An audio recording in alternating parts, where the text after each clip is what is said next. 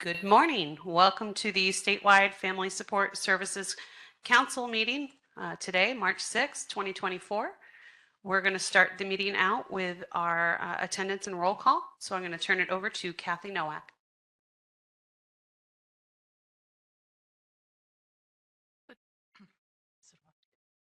Good morning, everybody. Thank you for joining us, and thank you for all those remote locations who have allowed us to use your space. I'm going to start with Buffalo. Please say present when we call your name. Chris Palega, Finger Lakes, Monroe, Region 1.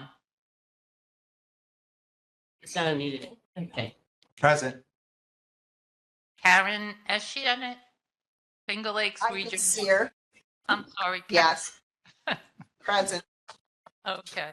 And Ann Scherf, Region 1, Present. Crystal Present. Doctor, Western New York, Region 1. Present. Okay, down in New York City, Mary Fasano, Long Island, Region 5. Present. Deborah Greif, Brooklyn, Region 4. Present. Albany, Kathy Nowak, myself, and Gail Pato. We also have Jan Fitzgerald, Sunmount, Region 2. Scott Brady, Capital District, Region 3, and Mary McGuire Weaver, Manhattan, Region 4. In virtual, we have Tina Veal, Bronx, Region 4, Margaret Raymond, Central New York Eastern, Region 2, Aaliyah Hussein, Queens, Region 4, Jennifer Goldman, it's not DDC anymore, but CDD, my apologies, and possibly Maria Sushi Kozak. And then we'll have our OPW people introduce themselves. Good morning, everybody. Willow Bear, Executive Deputy Commissioner, OPWDD. Good morning, Alexis Harrington, Associate Commissioner for Service Access and Program Implementation. Good morning, Chad Colarusso, Director of Family Supports. Morning, Nick Hobson, FSS Statewide Coordinator. We have a few more people just walking up to the mic. Amy Burdick, FSS Assistant Coordinator.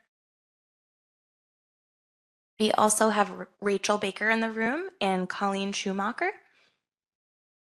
And on virtual world, we've got Anne-Marie Peterson. Anne-Marie, if you're available, you want to introduce yourself?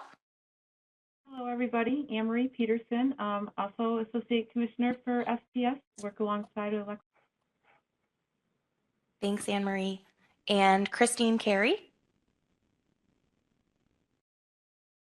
Good morning, Christine Carey, Associate Commissioner in the Division of Fiscal Policy and Management. Thanks, Christine. And Eileen Haynes.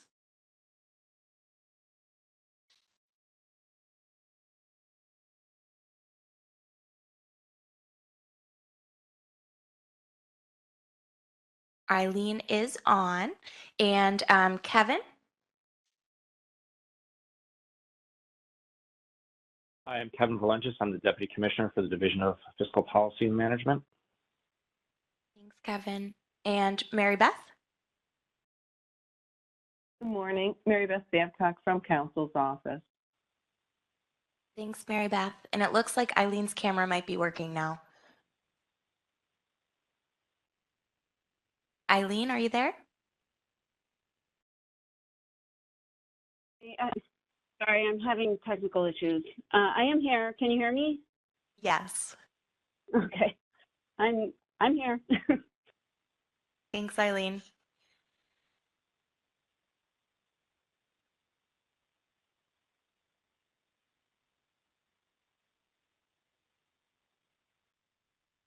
Okay, we're going to turn the mic over to the Commissioner for her update.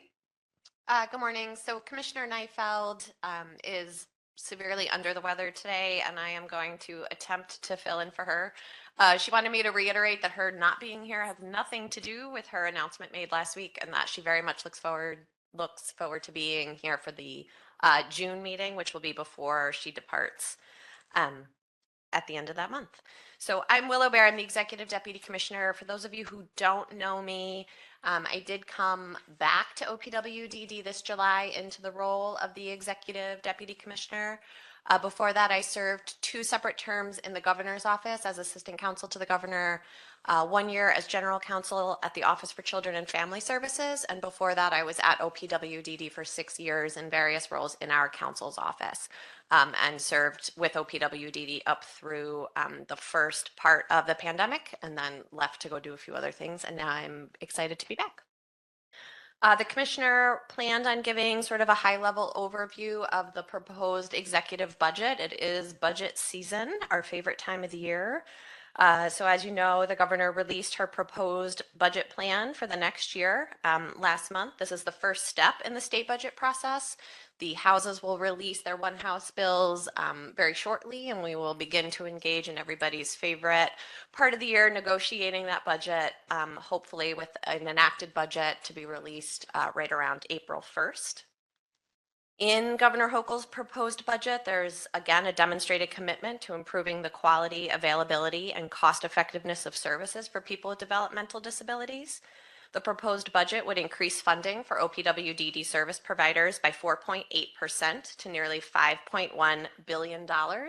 And, that's state dollars. That doesn't count the federal match, which almost doubles the amount for that operating budget.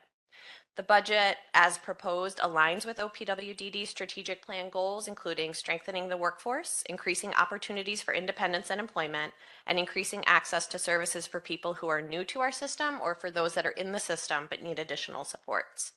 The proposed budget would create an efficiency in our CCO service rates by adjusting by 4% to align with the cost of doing business for those care coordination organizations, and that would be a $5 million savings for OPWDD annually. I know you're all familiar with all of the work Commissioner Neifeld and team did over the last 2 years in developing and releasing the strategic plan and traveling around and doing the 507 forums. So I'm just going to talk briefly about how Governor Hochul's budget aligns with that strategic plan. The first goal of our strategic plan is, of course, strengthening the workforce. This is a top agency priority. We talk about it in just about every meeting and every day, everywhere we go. The governor's budget would provide $172 million to recruit and retain essential direct care staff, support, and clinical staff. That includes nearly $47 million to provide a 1.5% cost of living adjustment. This would be the 3rd consecutive year that Governor Hochul has introduced a cost of living adjustment. So the 1.5% would build on the 5.4% increase in 2023 and the 4% increase in 2024, making a cumulative increase of nearly $1 billion in cost of living to OPWDD provider agencies. Additionally, the budget builds in rate rebasing. This is our federally required process to update provider rates to reflect the actual cost of delivering services. This is done every so often. The budget would include $79 million to recalculate provider reimbursement rates. In addition to the proposed 1.5% COLA, this rate action would provide an increase of more than $480 million for providers when fully implemented. This is on top of a $45 million investment to support minimum wage increases, including indexing minimum wage to inflation, and over $1 million to fund targeted rate enhancements to Article 16 clinics and to our CSIDD providers, our crisis services for individuals with IDD. Our second strategic goal is to increase opportunities for independence and employment. And the governor's budget also includes items to support this very important strategic goal. The first one I'll highlight is our nursing task proposal. This is in the Health and Human Services bill, and it's a proposal to allow greater flexibility for the performance of certain nursing tasks, such as medication administration, by direct support professionals who work in our non-certified community-based settings. So this is similar to the Department of Health's CD Pass program, but would allow direct support professionals to provide those nursing services to individuals with IDD who live at home. This would help people remain in or transition to more independent settings and decrease the reliance on certified residential. Additionally, the budget would provide $3 million to establish home enabling supports as an assistive technology service. I think you know home enabling supports was a service included in the last approved waiver amendment. So this is an approved waiver service that we're working on creating guidance for, and you'll hear much more about it soon, but it's supported with $3 million in the executive budget. Additionally, there's $15 million proposed in the executive budget to expand independent living opportunities. Since 2016, the state has invested $125 million in capital, and the governor's proposed budget would raise this investment to $140 million as part of our ongoing dedication to the ISH program. Additionally, the governor has committed to making New York State an employment first state and would invest $6.7 million in the coming year and $20 million over the next 4 years to support that commitment. Employment First is a set of interagency principles setting the goal that employment be the first option for people with developmental disabilities and all disabilities who want to engage in employment. The funding would be used to increase the capacity of providers to offer a full suite of employment services. Yesterday, we had the Disability Advisory Council meeting, and there were questions about why this was, how this would be better than the last time. So we know under a prior administration, there was a commitment to making New York an employment first state. What I will add, just for the sake of this meeting, is that we've seen Governor Hochul's commitment to employment first in a different way than it looked 10 years ago. There's money behind it. She's hired staff to implement it. We talk about it all the time at the executive level. So we're really excited to see this in this year's budget. Lastly, the budget proposes a $1 million annual funding increase to the Special Olympics. Special Olympics provides inclusive sports training, skill building, and competition, and they also offer free health screenings and health education to people with developmental disabilities. So we're excited to see an additional commitment to that program. The third strategic goal is to increase access to services, and this year's budget would invest $60 million in new state resources to support people entering the system for the first time, as well as people already receiving services but whose needs have changed. Additionally, we would use those funds to look to increase OPWDD's housing subsidies to mirror fair market rent levels and to support costs associated with people who have aged out of their residential educational settings. It would provide reimbursement for a new specialty hospital program slated to open this year and would implement updates to property and transportation costs and eligible Medicaid rates. And finally, as I mentioned, we would add funding to target rate enhancements in our Article 16 and CSIDD services. The governor's budget proposal adds $250,000 to fund an initiative around the Olmstead Act. I think everyone is familiar with the last Olmstead plan. The governor has committed to reissuing and updating that plan, and has hired a full-time Olmstead director to work with the chief disability officer in the governor's office to re-implement that plan.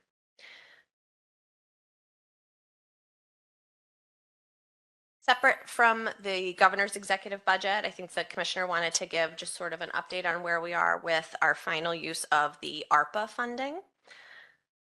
Sorry, I'm trying to read her talking notes and they're like in her voice, so I'm sorry if I'm struggling a little bit.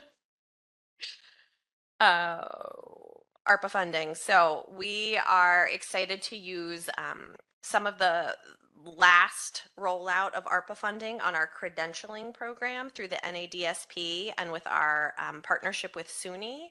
I think that there's a slideshow, which is where I was struggling with understanding my talking points. Do we have a slideshow we can pull up? No, they're giving me the axe on the slideshow.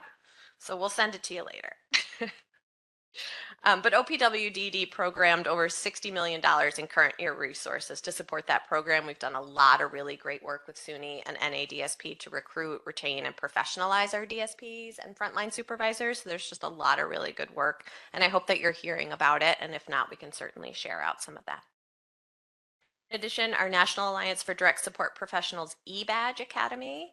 We were excited that we recently celebrated over 1,000 certified DSPs completing that program, and that we just were able to announce the program to our state-operated direct care, and we have already 1,000 applicants in our state-operated program looking to participate. So that's been very, very effective. I assume we also don't have the video. Cool. So there's a video we put together. They did our communications team partnered to do a lot of work to interview a lot of direct support professionals and frontline supervisors that have benefited from this program. And we will email everyone a copy of that video because it really is. I've done a lot of these graduations and talked to a lot of these DSPs, and the program has done so much to make them feel much more committed to their job and a higher level of professionalism. So it's been a great partnership, and we are excited to share some of those materials with you. We have 13 schools currently under contract through the SUNY partnership with OPWDD to offer a DSP credential or micro-credential course. All of these schools have filled those classes and have wait lists, and we're looking to announce later this month an expansion of that program as well. So very excited about that. And finally, we're using the rest of ARPA dollars on a statewide marketing and recruitment campaign. We've worked contracted with Vibrant Brands and are working to promote and elevate the DSP profession through a series of social media, print media, and television ads, as well as building a website for our state-operated and voluntary providers and fiscal intermediaries to connect with people looking to join the field. No commercial. Okay, so they worked to put a commercial together, which I guess will also have to be emailed out in the package of materials we're sending to you.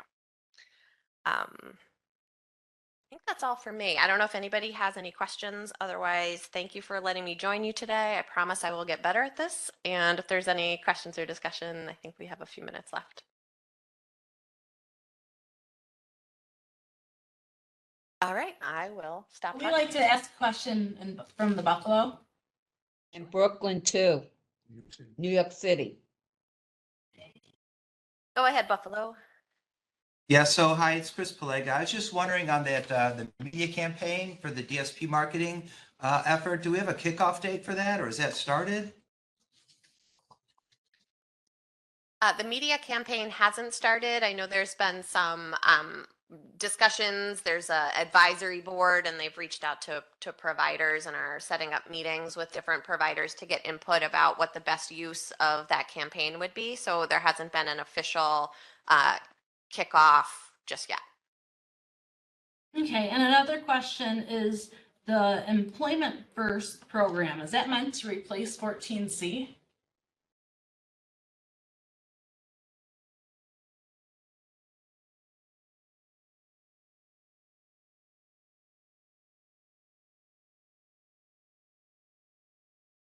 Did you hear my question?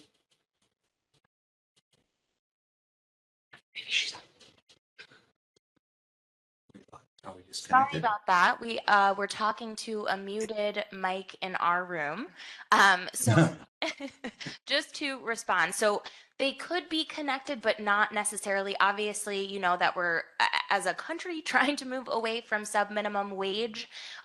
There's certainly efforts that can be paralleled together, but it's really intended to kind of focus on youth that are leaving school and really exploring that employment as a first option, instead of, I think, what we kind of see happen pretty frequently is that folks kind of graduate from school and then move right into day programming. So what we're trying to do is just prioritize the principles that our state will be utilizing to focus on being employment first, and additional information will be forthcoming once we kind of have some memorandums of understanding put together with our partner agencies and what the implementation plan looks like. But we are very much in the beginning stages on this process, and we will keep everybody posted along the way. But it is very, very exciting.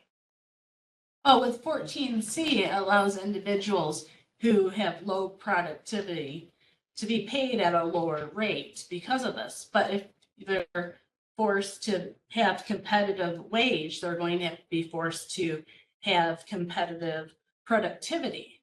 And I'm worried Employment First might replace 14C. And so individuals who may not be able to keep up with a neurotypical person might not be able to be employed anymore. And I feel like it would work against each other. Yeah, so I think this is definitely something we could have a long conversation about. There is an employment DDAC committee where they are focused on everything related to employment and employment first. So I think that might be a great opportunity to engage with that group. But I will just note that obviously there is a lot of customized employment that happens in New York State to kind of hit at that point that you're talking about in terms of productivity and equating that to other workers. There are a lot of opportunities to customize employment so that that isn't an issue. But we could talk all day about that. Okay, this is Crystal Vossler, so if you can help connect me to this, I would appreciate it. Thank you. Absolutely. Thanks, Crystal. Hi, this is Deborah Gripe from Brooklyn. I would like everyone to know, no PWD, I'm 1000% against employment first because you still have not, New York State has not, for people with developmental or any other form of disability, have not worked with the ARC to change the income levels of individuals can make without worrying that if they make one more dollar than mom or dad, and before you say, what does that mean? Your Social Security benefits. If a child who collects under their parent ends up making yearly one more dollar, they lose everything. Their medical coverage, their Medicaid services, the waiver. So before you push that, you need to make sure that the income levels are way higher so that when the person does work, because you need to also remember, when I was working or my parents working, that we didn't make these kind of wages unless we were famous movie stars, which we're not.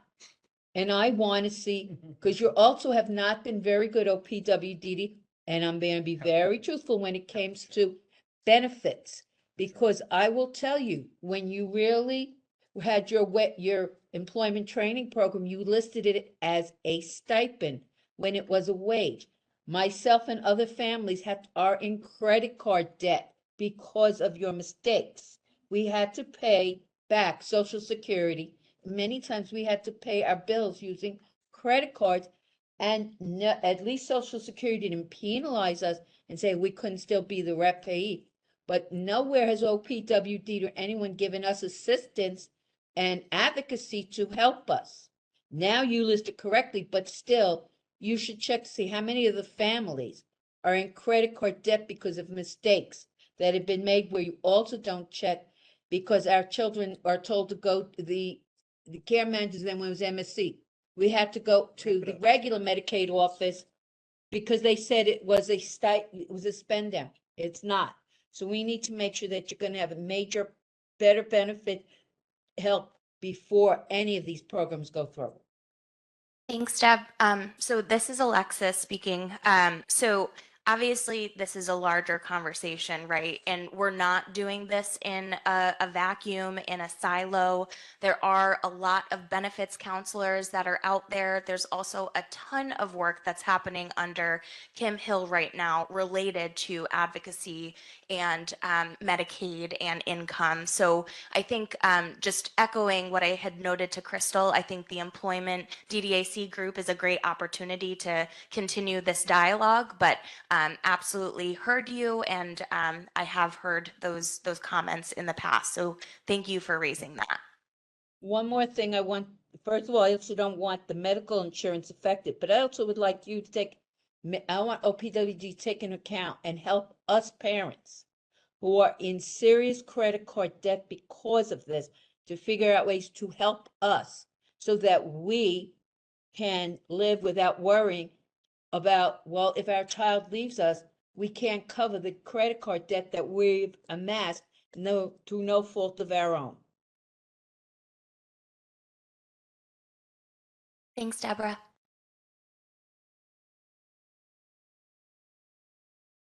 Okay, if there are no other questions, we'll be moving on to the update from Counsel.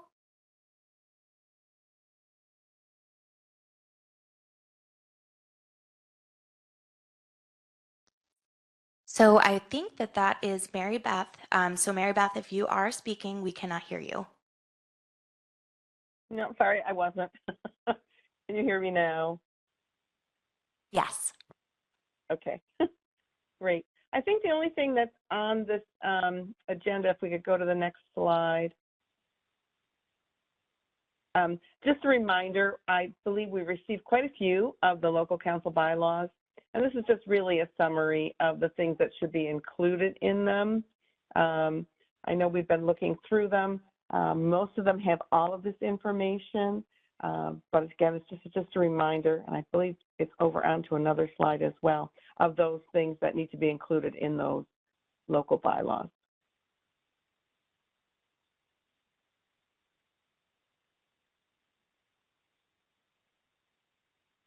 Yeah, this is Eileen. So just things that we want to really highlight for this is that the need to have a consistent conflict of interest policy.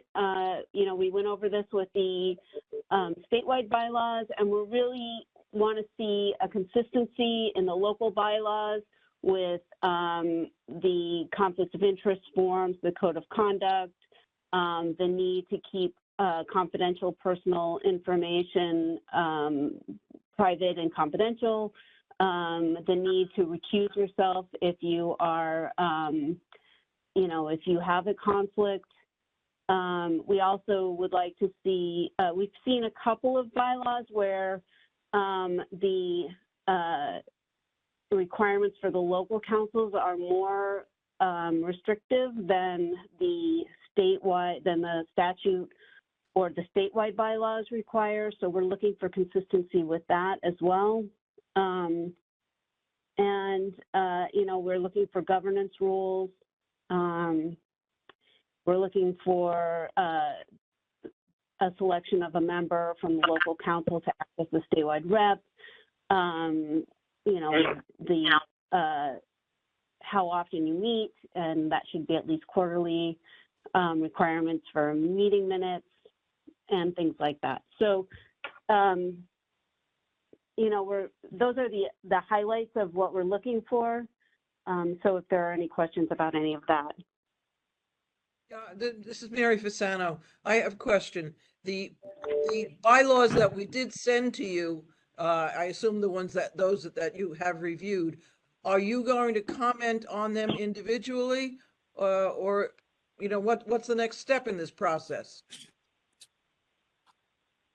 Yeah, I think our plan was to look at each group of bylaws and to comment specifically on each one of them. So you'll be hearing back from us very quickly on those. Will they come back? Because I'm chair of the bylaws committee on the statewide. Are the comments going to come back to us, to me and my committee, or are they going to go to the local councils, or to both? I don't know that we've established that kind of procedure. We can certainly discuss it. Mary, this is Kathy.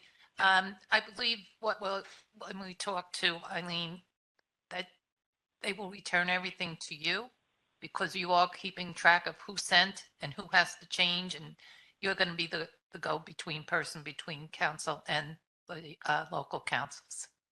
Okay, thank you.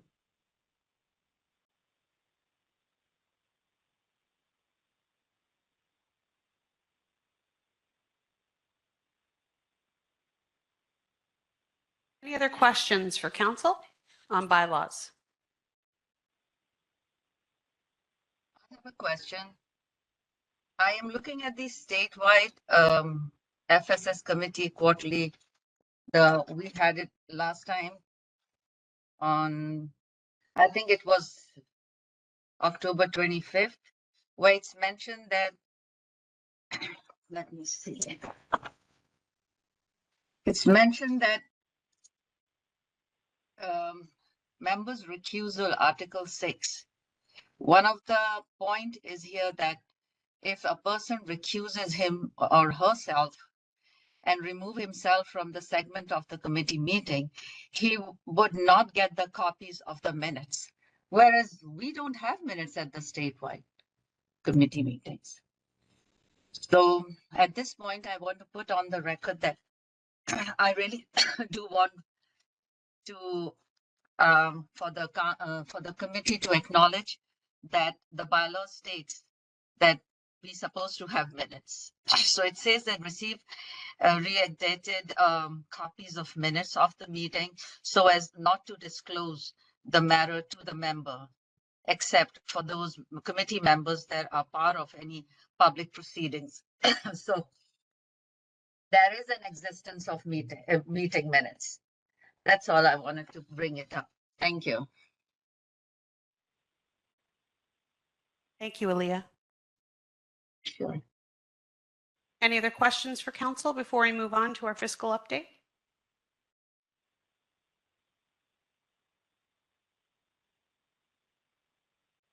All right, we're ready for our fiscal update.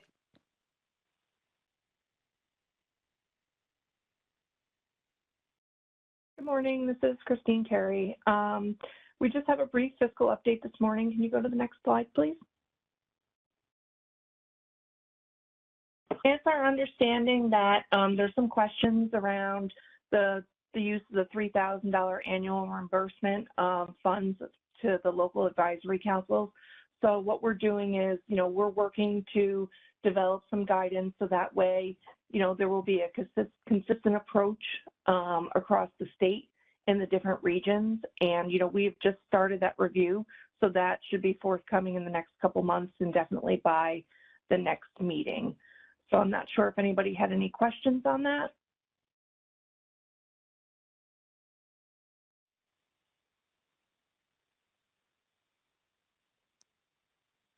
Is this the PowerPoint being shared with the members?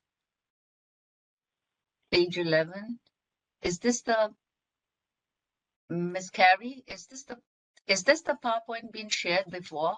Because I don't have it.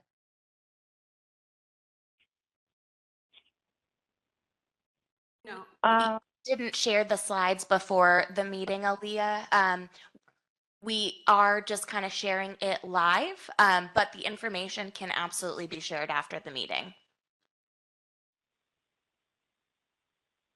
So I have a question for Carrie. So I was going to actually talk about this during my presentation. I don't have to. But do you want information about what was happening before we surveyed all the regions and got some information about what was happening before and what people would like? We do, most of the information I received was pre-COVID.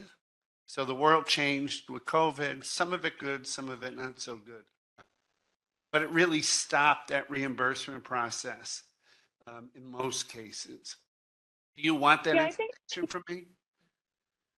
Chris, yeah, thank you. I think it would be helpful to have any information if you've already gathered it. I mean, I wouldn't want you to take up extra efforts, but if you could send it in to Alexis, I believe you have a mailbox. Yep. And we actually already have it, Christine, so we'll share it with you. Kathy and Gail shared it with us, so thank you for compiling that, Scott. Okay. Perfect. You are. I would just like to make one comment. I would hope that whatever guidelines come down are not to the specificity of our much maligned ADM. I think, we need to remember that there needs to be flexibility for local needs, and I hope that we're not coming up with another rigid policy. Thank you. It's not the intent to replicate the ADM for this, so noted. I'll just add to that. I think that one of the things I learned when I surveyed the providers, is it better? Yeah. Okay. One of the things that I learned was that each of the regions do have very different needs. So when we talk about standardizing any kind of process, it has a limiting effect. I think we want to be careful. Some people needed reimbursement for travel because their regions are geographically large. Other people, preferred different costs be covered. And I think we just have to think about that. The goal really is to get people to participate and make it easy for people to volunteer and participate. Many people work. Many people after work have to take care of their loved ones. And that shouldn't go unnoticed. And pre-COVID, there was coverage It was respite coverage. It was ways to get people engaged. And it seems like we put up barriers after COVID. Thank you for sharing that, Scott. I know that Fiscal is reviewing that policy with us, so we'll definitely report back. I have a question, Alexis. We have a timeline on that? Like, that take. Yeah, Christine, Kevin, I think our goal is to have this finalized before the next quarter meeting, right? Yes, we've just started the review, but, I don't see any reason why it couldn't be finalized and discussed at the next meeting.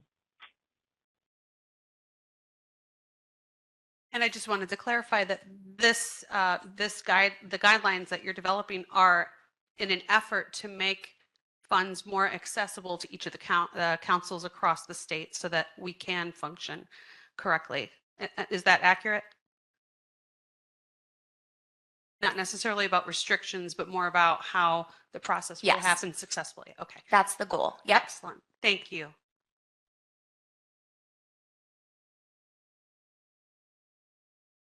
If there are no further questions around the fiscal update, we are ready to move forward with program updates and information.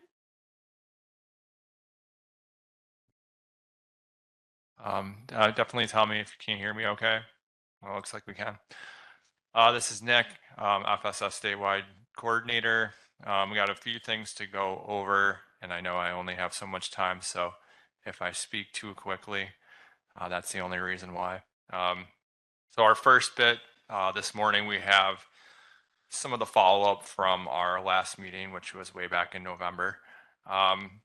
Some of the things that came out of that meeting that we've been working on between then and now, we put together some stopgap measures in place around the data sharing to support the needs assessment evaluation, and I will go into more detail on that.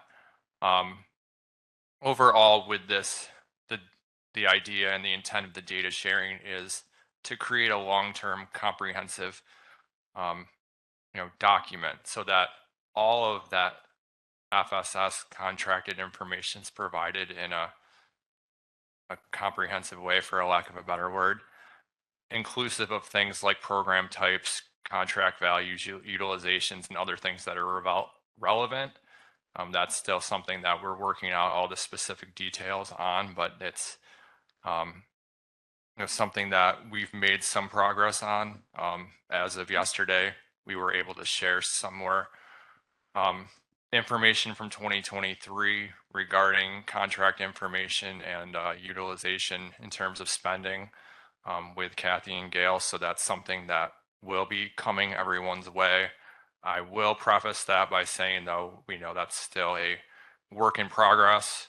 So, feel free to ask the questions you'd like to around that. But we definitely at this point are not saying that's the end all be all when it comes to this. So just want to make that as clear as I can.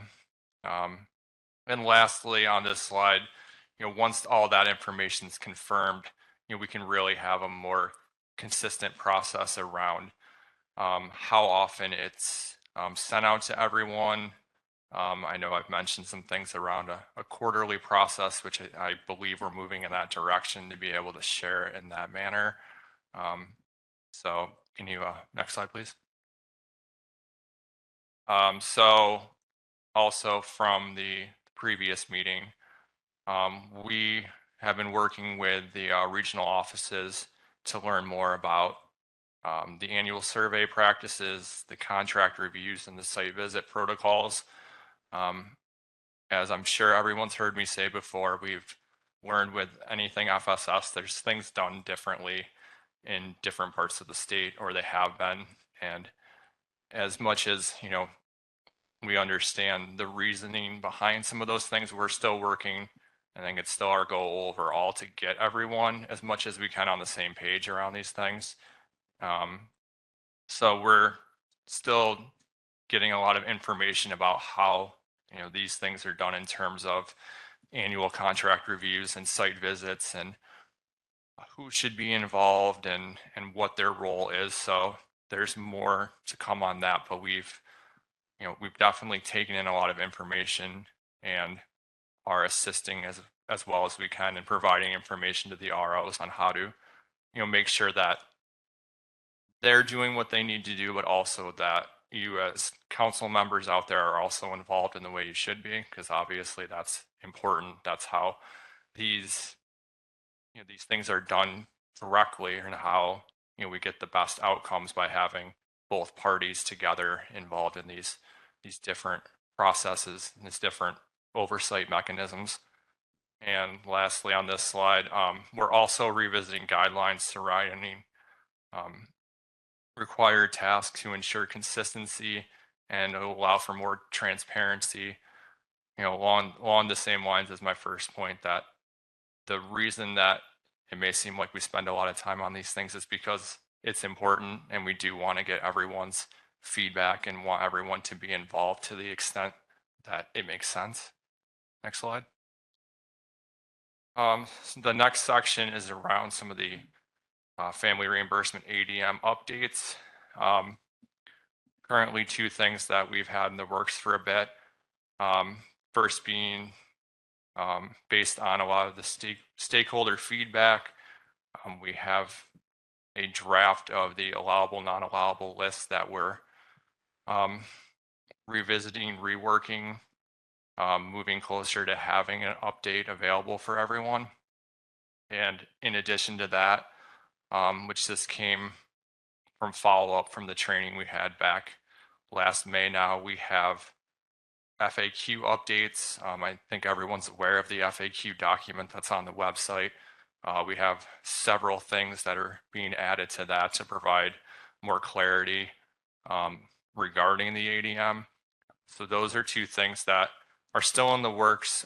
We are, which could be even today potentially, going to have more additional meetings with Kathy and Gail to discuss more of that.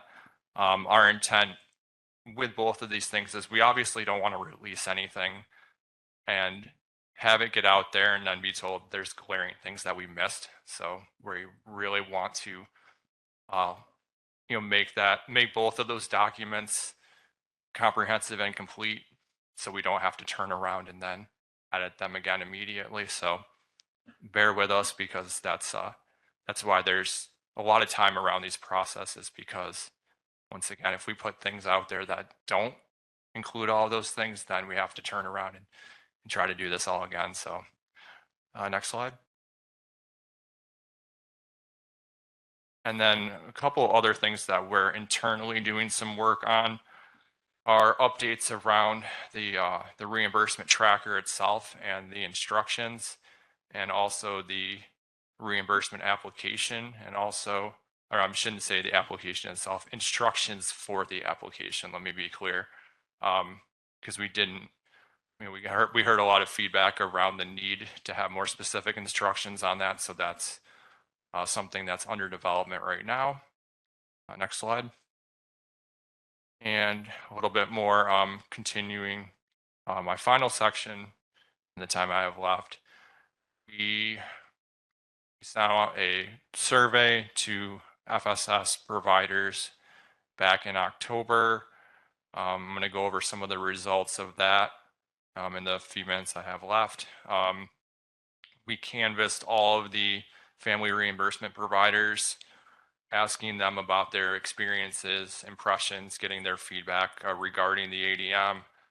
Overall, of the 173 providers represented that were contacted, we received 46 responses on Halloween of last year. And some of the results that came out of that include we got an even split of results from Region 1 and Region 4, about a quarter of, this is saying about a quarter of the providers in those regions responded. It was a little bit less for Region 2, 3, and 5, but we did get responses from every region. And we looked at things and we broke it down by policy issues and process issues as two broad categories to look at the information we got. Next slide. So specifically around some of the provider feedback we got around those process issues, the timeliness of the review or the decision of a request, the need for additional training and guidance around the ADM changes, and more information around care management specific duties. So this is getting at their responsibilities, include, in terms of documentation, following up, process compliance, information sharing, and just knowledge of the ADM itself. Next slide. The additional process issues that were brought to our attention from the surveys included increased provider workload resulting from the ADM and more understanding or instruction on clinical justifications, specifically the more guidance on it, on the content and the format of those. Next slide.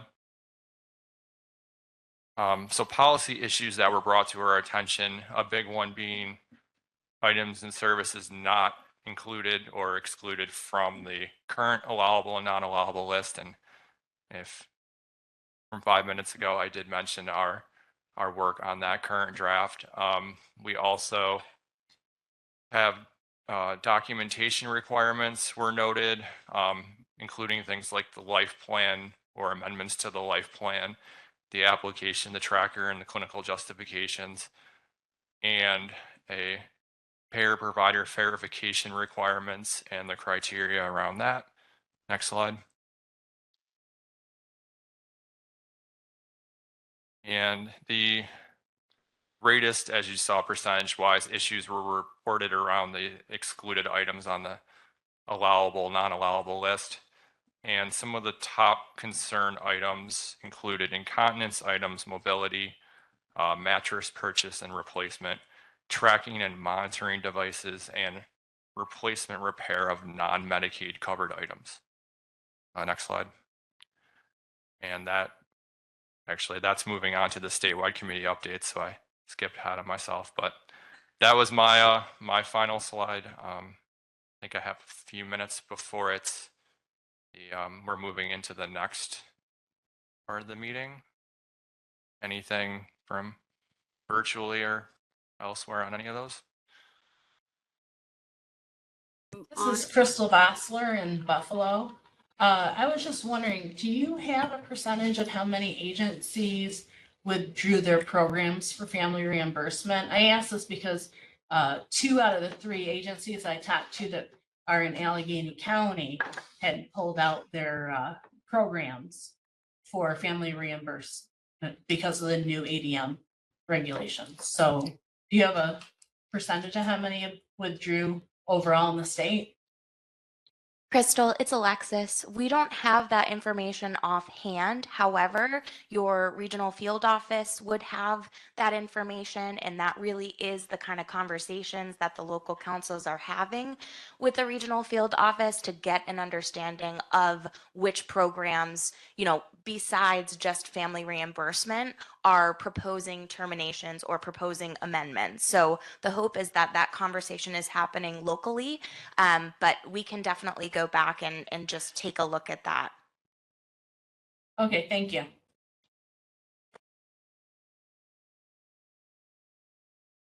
Gail, I think you were. Yes, I was just wondering if you had any kind of proposed timeline or goal for when the updated allowable and non-allowable lists will be released. I know there's a lot of work still to be done. I was just wondering if you had a goal. So I can take that one too. So like Nick said, we do want to just have a conversation with you, Gail, and Kathy as the co-chairs to just make sure we're hitting the mark. We just want to make sure that we're getting it right. And as soon as we're able to have that conversation, we anticipate it to be released shortly thereafter. So as soon as we get that meeting on, we'll keep you posted. Thank you. Hi, this is Deborah Gray. Okay.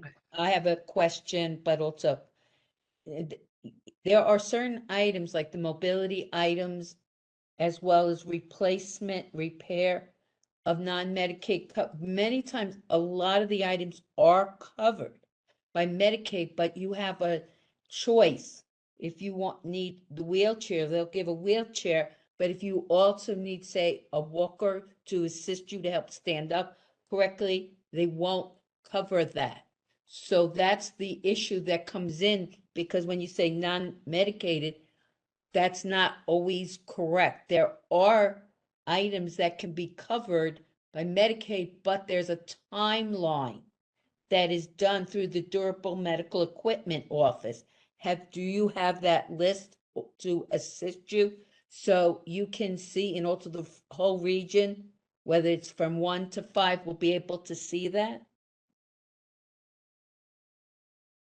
Deb, is the question whether or not we have like a public list of what's covered via durable medical equipment? Because if that's the case, I mean, there's definitely DOH's website. I'm not sure if that's what you're That's asking. not what I said. That's not what I said. If I need, I'm going to use me only as example because of HIPAA. I needed a wheelchair. At the same time, they wanted me to have a walker. I had to choose. I chose the wheelchair, but I had to pay for the walker. There are many times a family needs 2 items that can come out of the Durable Medical Equipment Office, and it's not always easy to get. And there's a timeline. I'm asking you, do you understand the timeline of how long do you have to hold on to this device before they can give a replacement? Do you have that list of the timeline? Alexis, this is Abiba. Can folks hear me? So Deb, I think that with regards to the time frame, like we know that typically Medicaid will allow for, a reimbursement of certain items after a 2-year period, right? But that's sort of the vetting that folks are required to do right before submission for state dollars to cover a specific item. We do know, and I think we shared in a previous meeting, a 1-800 number with the Department of Health that folks could call if they had specific questions, not only about the quality of a product, but also when that product is able to be replaced, including wheelchairs, walkers, and eyeglasses. If that's something that folks are interested in, we can certainly recirculate that information. What I'm asking, Abiba, is specifically, does all the whole region of OPWDD from 1 to 5 have that timeline list and understand the timeline list too? That's what I'm asking. I know how to get it, but I don't work for I understand the That's question, what I'm Deb. asking. Yeah, I understand the question, but I don't understand the relevancy, right? I don't think that we have to It's a have big the timeline. relevancy. Excuse me. When you have a person who is OPWD eligible, but needs more than one type of medical device or mobility device to get, and then they can't get everything because Medicaid is being difficult, but they need it now. That's what I'm asking. Do you have the list to assist the families to know what to look for? So when they and the care managers are helping write up what's needed, do your regional office as well central have that available immediately? So then instead of wasting time going back and forth, everybody has the correct list who needs to check to make sure of what's allowable or not allowable. So Deb, Or I think filter we're through the conflating. timeline. I think we're conflating roles, and rather than debate that here, I think maybe having a separate conversation and then reporting back to the statewide committee and certainly the listeners, I think would be helpful, because I hear you saying, do our staff, the OPWDD staff, have the timelines related to what would be reimbursable via, durable medical equipment so that we can assist the families, right? And that's not the role of the liaisons. So I just want to make sure we're talking, apples to apples. And maybe I'm misunderstanding, right? But I want to make sure that we I have think that you are, conversation. Abiba, so we'll discuss this Yeah, at a we could separate have that time. conversation But and I report know back to this exactly group. what I'm asking, and I'm not confusing anything. Okay, so But maybe we'll I talk in need to another time. understand exactly what the ask is, and we can certainly connect offline and then report back. Right. We'll talk at another. I just wanted to add something here, that the fifth point is not purchasing, it's about replacement and repair. So if the item is already purchased, there is a justification saying that it broke or it cannot be repaired. There is a justification part, and that's what the family has to come up with and give a strong justification as to the mobility of the individual along with the life plan. And of course, OPWDD would definitely reimburse if the person is has a mobility issue and he is very much community integrated person. So this is something not like apples to apples, and that's a good analogy to say that. But we are not talking about purchase, we are talking about replacement, because purchase of course it goes through OPWDD. Being in that profession, I know what I'm saying. Thank you for bringing this up. It's very important. As timekeeper, I'm going to tell us we have to move on to our next topic.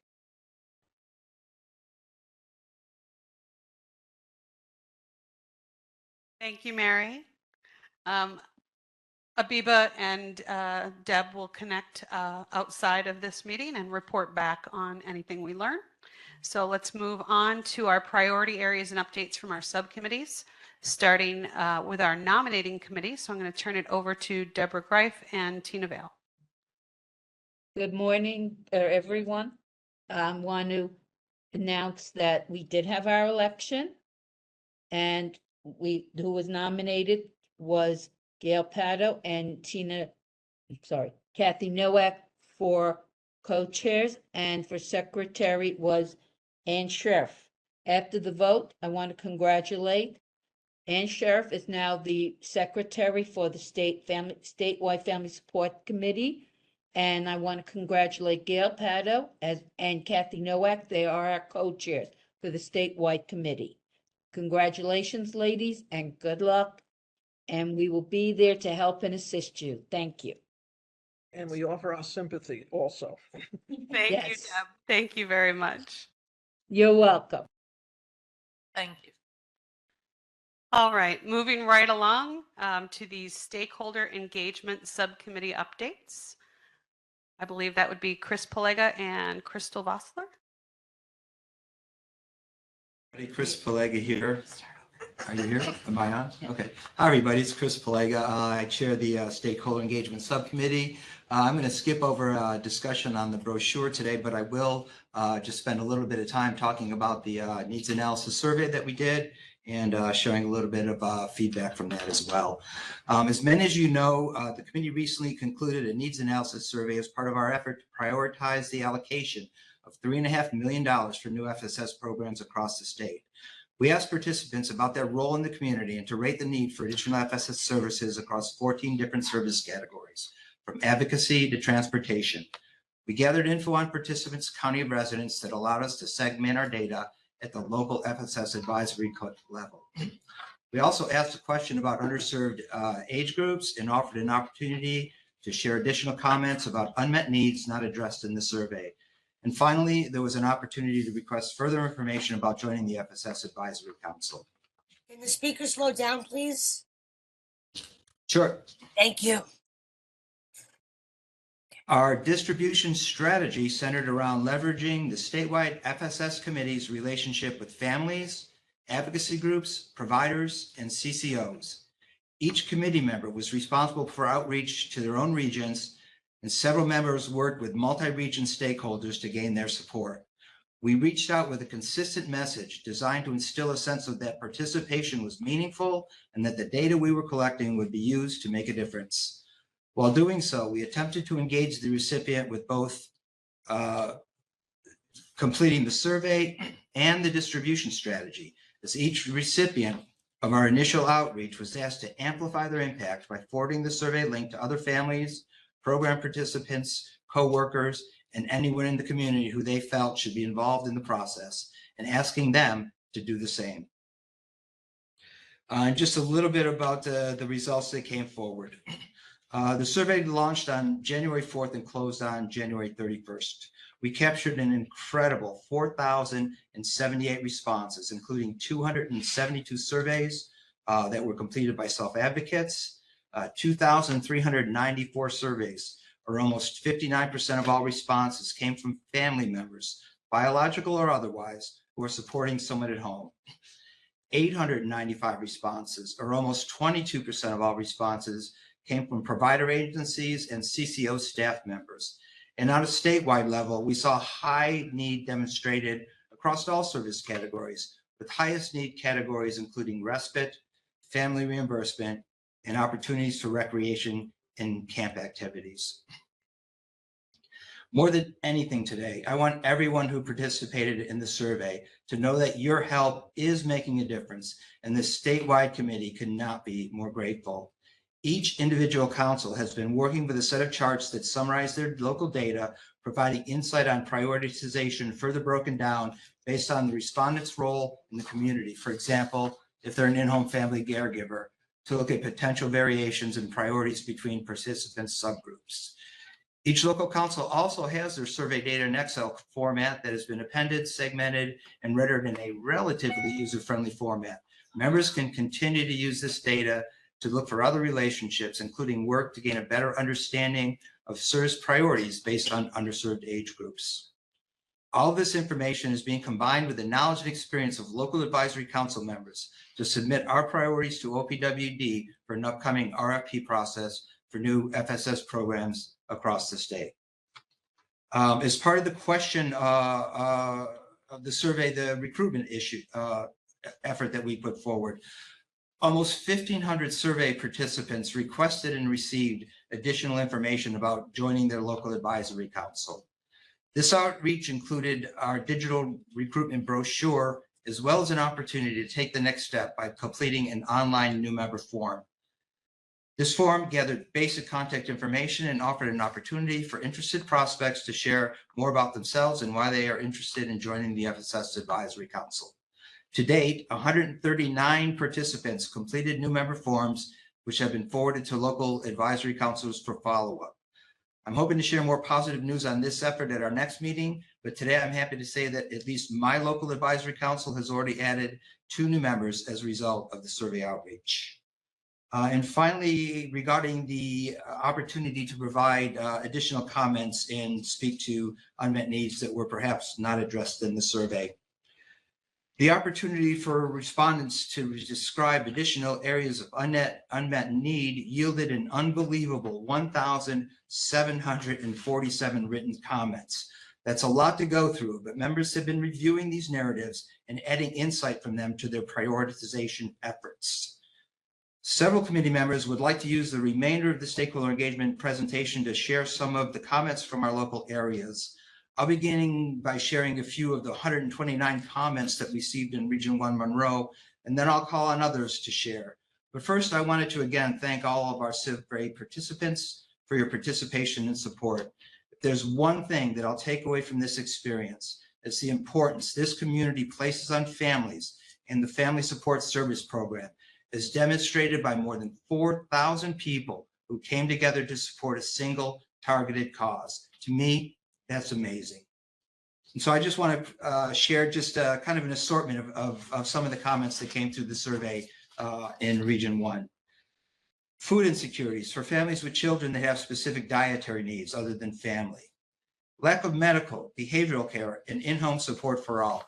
Finding GI and dental care has and continues to be impossible. Accessing mental health services and self-care for caregivers, such as a YMCA or their gym membership, to help families relieve stress, have better health, and enjoy quality time together.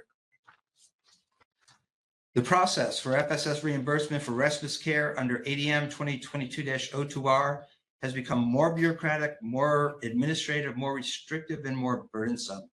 So much so that I would say that it's created an environment that is counter to and even goes against what page 2 of the ADM states are the goals of the reimbursement through FSS. This is not at all beneficial to the parents, caregivers that need time away to rejuvenate, to be able to deal with the multiple issues faced with an intellectually or developmentally disabled child or children.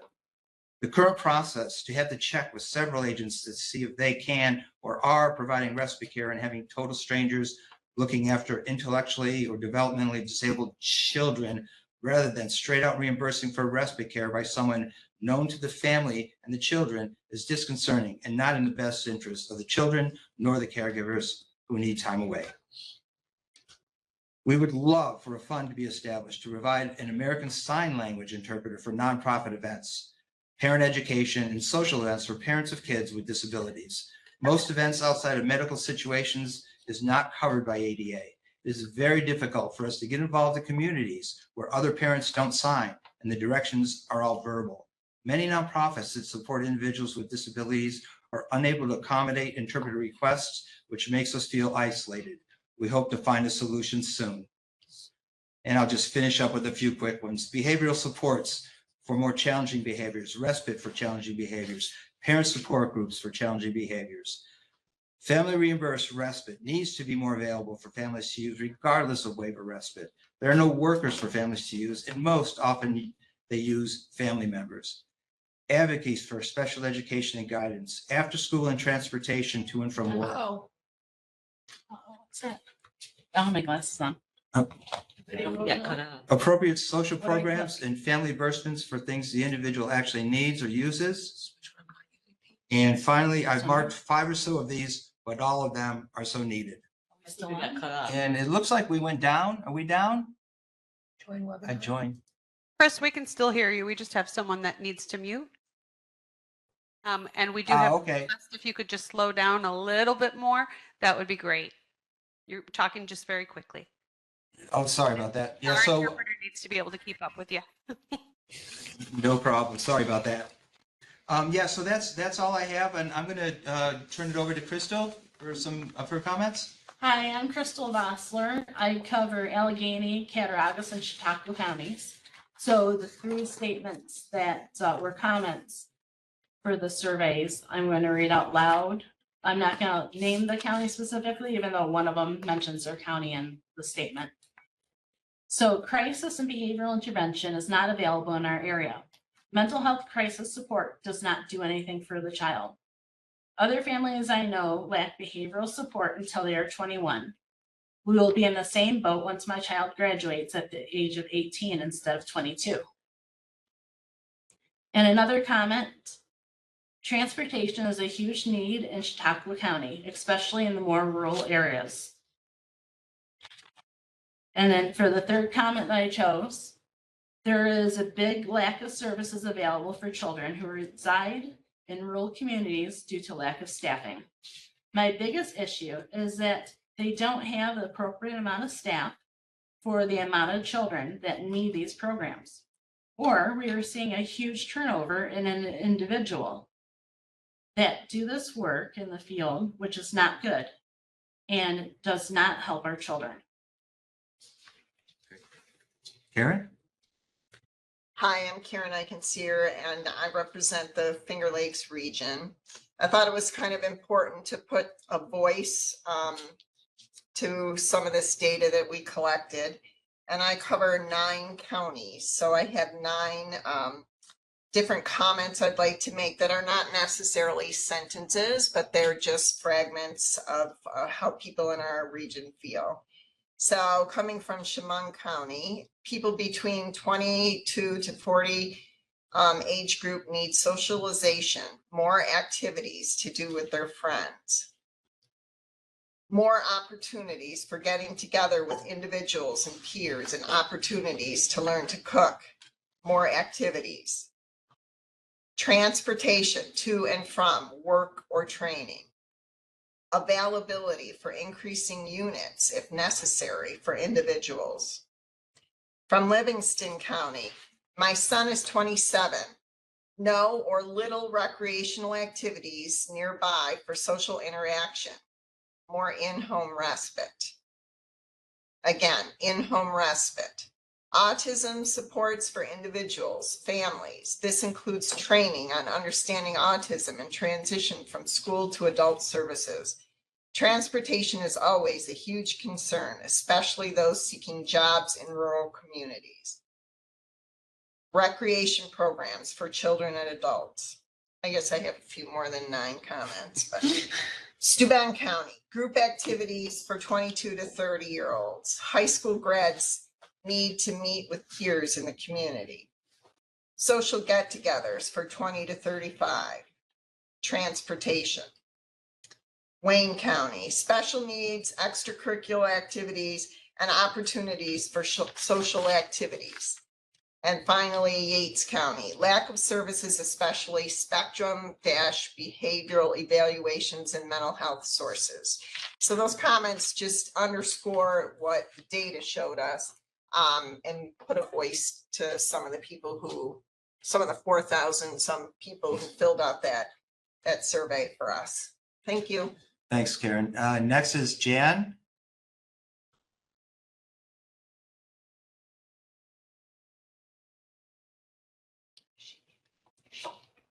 Are you muted, Jan? Are you with us, Jan? Trying to unmute. But There you go. It's coming. I got it. That's it now. Thanks. Not going to elaborate a lot. Thank you. Sorry. I live, my area of the state is Sunmount region, and it's the 5 northernmost counties of New York State. We're small in numbers, but we probably have one of the largest square mile areas. It's very rural. The frustration and the emotional draining that has been experienced was reflected very much in the comments, and I'm not going to overdwell on that. But a few of the comments that came out very strongly were the need for justification for reimbursement.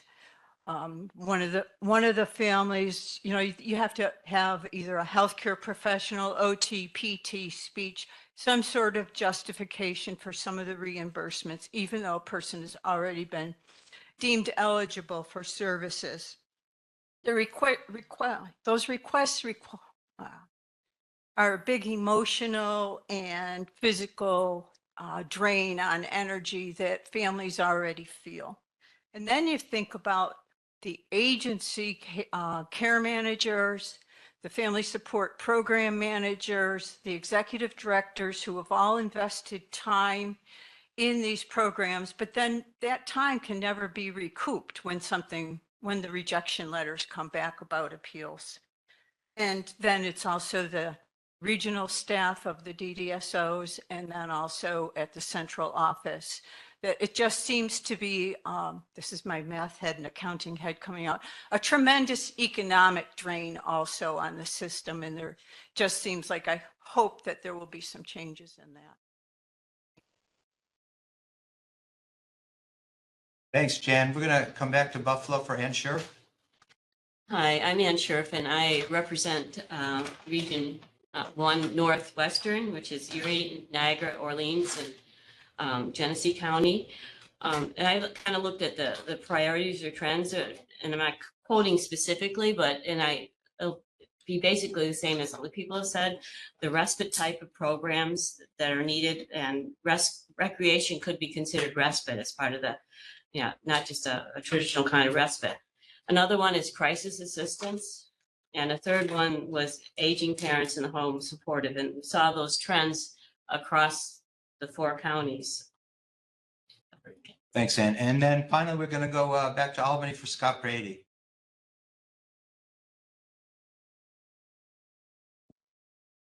Thanks, Chris. So I don't want to repeat what everybody said. Jan kind of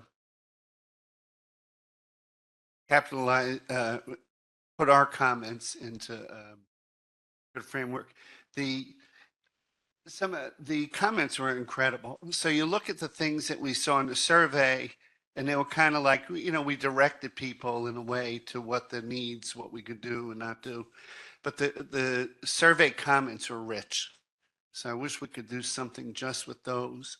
But there was definitely a respite theme, recreational theme, and a theme that we've created complicated processes to get people who have a lot of issues at home to deal with to try and get them services. And many people give up because it's too complicated. They have to get additional information. The wait time to get their services is long. So that was kind of the themes. I could read a couple of these. I had trouble with my computer, so I couldn't go through them the way I liked. But here's one that I think kind of was a theme again. With ever-changing criteria of OPWDD and DOH, it is affecting our families greatly. Families are reaching out for assistance, but find it's mostly not available, or only waiting lists exist. OPWDD turns down individuals from eligibility for services and requests that the services are found elsewhere. Why'd I pick that one? Because we're talking about people who they're trying to work, take care of a family member, and we layer on these very complicated processes, which are okay for us, right? We understand them, but a lot of people don't. A lot of people are just barely making ends meet. And we put people through all these things that make sense on paper, but they don't get services to people. And that's our goal. That's our common goal. So I think we have to do better. The comments are rich. I would encourage you to look through them. Thanks so much, Scott. And yeah, I think that there's probably a group of us who would, certainly be interested in taking a deeper dive into those comments and seeing if we can't really, pull some more really solid information out of those. So thanks everybody for that. And again, thanks to the community for participating and helping us with this really important needs analysis. And I guess before we close this section, I'll ask if there's anyone else who has any additional comments or items that they'd like to discuss regarding the needs analysis survey. Hi, Chris. Mary McGuire here. I am the statewide rep for Manhattan, and I didn't email Chris to say I would speak. But I have a couple things for Manhattan. I would love to say basically the lack of staff and the payments to DSP and our workforce is what is really causing Manhattan's programs not to be available to people. I think that the wage disparity between the workers is one of the reasons. I fight for Albany to get this this COLA in the budget is not the COLA that's going to help. It needs to be 3.2%. And there needs to be the $4,000 wage enhancement. So that would come out to an increase of $2 for the DSPs working with our children. There's lack of social programs in, I don't know what I'm more concerned if talking in the mic or looking at my notes. Okay, I have wrong glasses. There needs to be more self-direction to approved programs for young adults. Again, I just spoke of that availability to hire competent staff at a reasonable rate for ComHab. We need access to quality respite services. And another thing about ComHab and respite is if there's a recreational service, we are having a hard time since COVID to get transportation to these programs. And so a lot of our individuals are not travel trained, and the ones that can get there have the services, but the ones that are not travel trained, like my son could never travel, that they sit at home on the weekends. So for that reason, they need financial assistance for housing needs, more supported day programs, access to psychotherapy. Sorry, I was just putting these in categories: access to developmental pediatricians, employment opportunities, navigating the system, respite services, increased support for parents and participants, and on and on.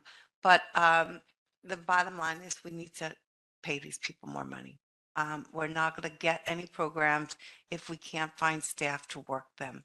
And, even though there's a COLA in that budget, it's not going to be a COLA that's going to help, especially in a big city like Manhattan.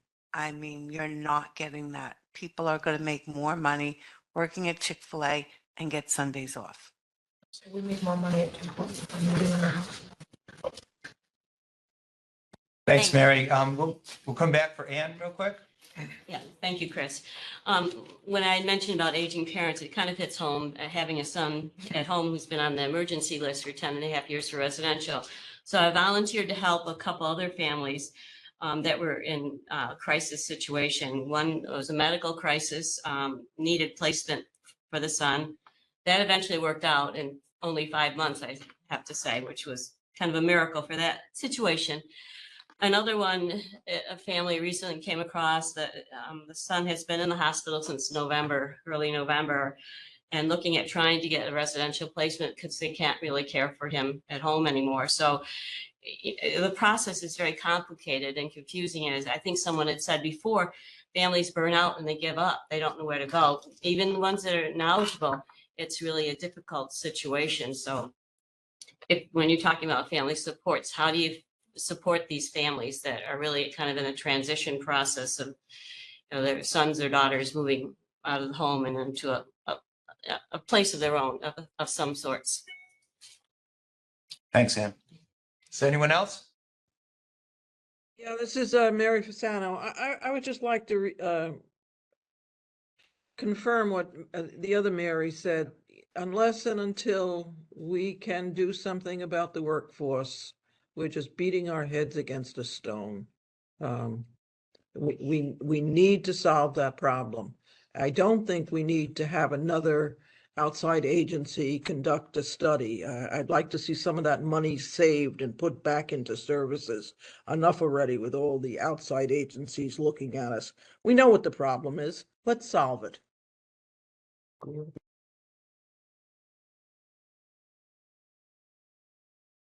Thank you, Mary. Chris, this is Kathy. I just want to say how much Gail and I appreciated all the work that you and even Crystal on the other piece that was still trying to wrap up on the recruitment brochure. But we found so much information that I know you said you expected, but we didn't expect. One being the number of people who responded and had an interest in joining a local council to learn more about it. And also the comments. The comments were overwhelming. When I looked through them, although we asked for family support related comments and we got so much more, it's the truth is we have a lot of work that needs to be done. And I think it goes back to what the Mary said and everybody else. It is the staffing. When we talk about ask for a comment, who doesn't have a day program? I learned last night from Gail, there's no day programs by her and no transportation. And, when you live down in the city, you're like, what? So we learned so much more about each other and the things that we are faced with. So thank you for doing all this because we have learned a lot. I don't know if there's an answer to all the problems that we found that is missing throughout the state, but we can certainly do a little bit step by step with the RFP. And now, Can I just ask, also, Chris, in front of everyone, I also want to say thank you for taking the lead on this collaboration survey. I think we got a lot of people in New York State involved. It was great to hear from all over, and it gives us a lot of tools to go forward with. I am in constant connection with families now.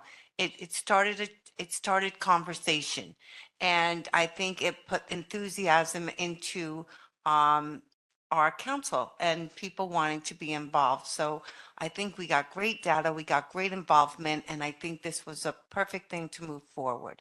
Thanks again. I too want to thank Chris because the results of the survey, we had people respond that are interested in joining the Southern Council for Region 1 Western. Right now, we're a non-functioning council. We collaborate with the North, so we are functioning that way. But we, with maybe changes in bylaws, we should be able to become our own functioning council again. So I'd like to thank Chris for that and for his numerous hours that he put in, because I know this really drained him. And I'd also like to thank him for giving a voice to those that are unheard.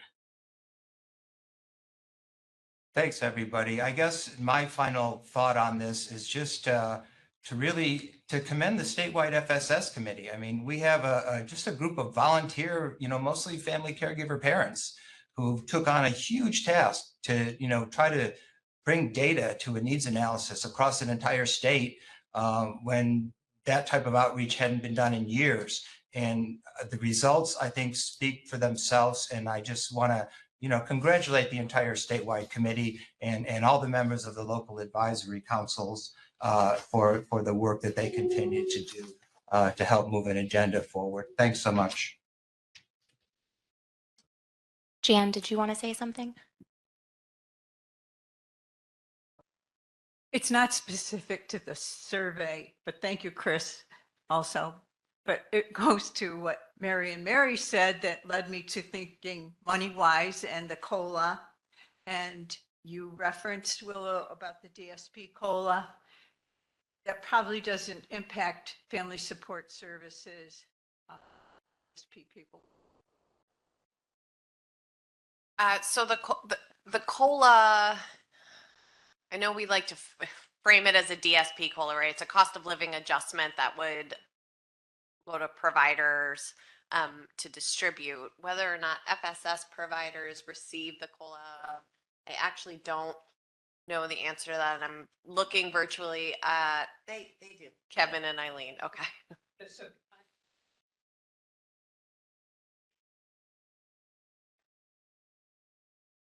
So I don't think it applies to the contracted amounts, and Christine, Kevin, jump in if you'd like to.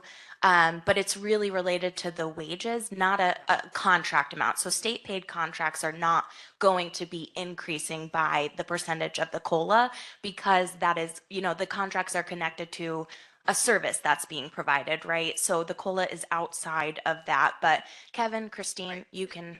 Yeah, I think we're saying the same thing. To the extent, except you said it better, to the extent that a provider has a reimbursement rate separate from administering an FSS contract, they would receive the COLA, but a state contract isn't increased by the 1.5%. And I see Kevin's face. He's unmuted. I'd like to ask, just as Jan said, that if we did get a $4,000 wage enhancement, then all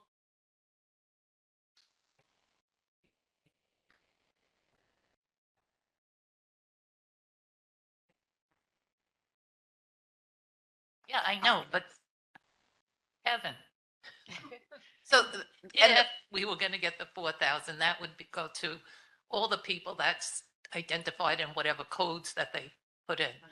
So the wage enhancement proposal, the $4,000 proposal is, being discussed, I think, as a legislative proposal that's not in the executive budget. So the language, we haven't reviewed.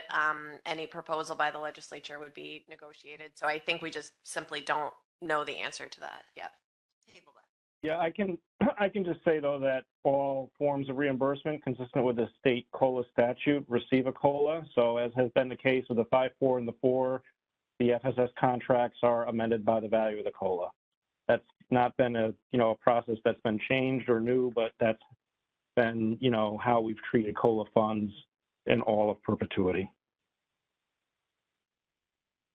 Stand corrected. Thanks, Kevin. All right, and it's Alexis. I wanted to just add something back to the survey comment. I wanted to echo what everybody else has said. Chris, everyone who worked on this, I really want to thank you. I know that it is difficult to kind of have everyone focusing on a narrow scope of what FSS could encompass, and I do think that it's incredibly valuable that we received comments, honestly, kind of including all the gaps in New York State as a whole, because OPWDD is not going to be the end all be all for everything.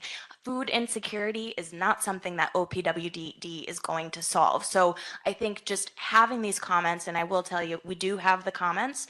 Kathy and Gail shared them with us. We are going through and trying to evaluate them and understand who are the partners that we need to bring to this table to have a conversation. It's not everything that would be resolved by FSS, not everything that would be resolved by OPWDD, but it is giving a voice to some of the other areas that kind of need to pick up some of the concerns that are voiced and bring them into some other tables and conversations. So I do genuinely want to thank you for that. It's super exciting to hear about the recruitment aspect. I did not even realize that that would be a result, but you've got so much momentum happening right now, and I just want to provide voice to that. So thank you very much. And the member recruitment has been incredibly successful, which was not expected at all. So just another kudo for that. I think some of our local councils are starting to grow and revitalize, and that's only going to make us better and stronger at our collaboration and partnership with OPWDD. So echoes of kudos everywhere. Okay, returning back to our agenda. We are going to pick up with priority areas and updates, continue on with updates from our subcommittees. Next, we'll go to the Advocacy Committee, which Scott is asking me to tap in for. So we just wanted to take a moment to kind of just shed some light on what's been happening over the last few months. Many people that have been keeping up with some of these meetings are probably aware that information sharing has been a hot topic for quite some time. We have been working very closely with the OPWDD staff on that topic, and we are very happy to report that information is starting to flow. People are starting to get access to what they need. We do have a plan for ensuring that all of the statewide members and their local councils will have access to the local data they need to work through priorities for the upcoming request for proposal process. Just last night, as was aforementioned by Nick earlier, and Kathy and I did receive a document that includes every single agency across the state, what their family support services contracted amount is, and what their utilization was as a whole, not by program, but as by agency for 2023. And it's only the beginning of March. So we're really happy to get that fresh information that's going to be very helpful. We'll talk a little bit when we talk about the RFP process in just a few moments. We'll talk a little bit about how we'll drill down and get additional data and what that process and collaboration will look like. But we thought it was very important to take a moment just to thank OPWDD for their hard work and partnership. We ran into a few bumps in the road that resulted in things moving backwards, but it only lasted for a day. Nick was super quick at grabbing the helm and helping clarify with some of the regional offices about what was needed. So we are grateful for that partnership and just wanted to take a moment to thank the OPWDD staff for the forward momentum that we all have been experiencing, and we're looking forward to that continuing. Next, I'm going to, do you have anything to speak about, Scott, or are we all set because the $3,000 was addressed earlier? Excellent. Okay. Then we are doing excellent on time. We actually will move forward with hearing from our RFP subcommittee for their updates next. Kathy? So we just wanted to talk a little bit about what should be or what is happening right now at the local level. Everybody had received the survey, and before anybody should be sharing that survey, we should make sure each and every local council who's reviewing that survey has a signed conflict of interest and declaration submitted to you. So now with those data results, you're going to familiarize yourself, jot down questions that you may have. You see the comments, you might see themes through and through your surveys. And, remember, this is only one tool. Each council should use different things that they have used in the past when determining need. It'd be helpful to meet with your committee members and just listen to their personal stories and stories they've heard from their parents other parents to help identify priority needs.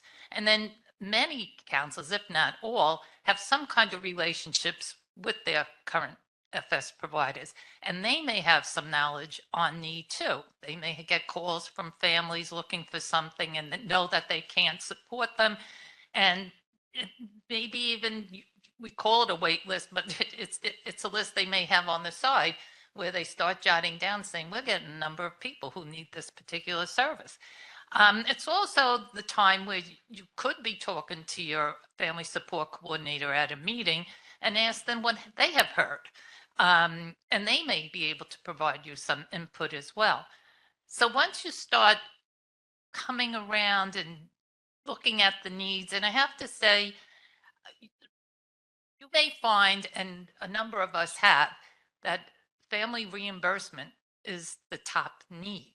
And we have all been scratching our head because family reimbursement in many areas have been underutilized by large amounts. As we heard earlier, one of the regions lost, one of the councils lost 2 family reimbursement providers.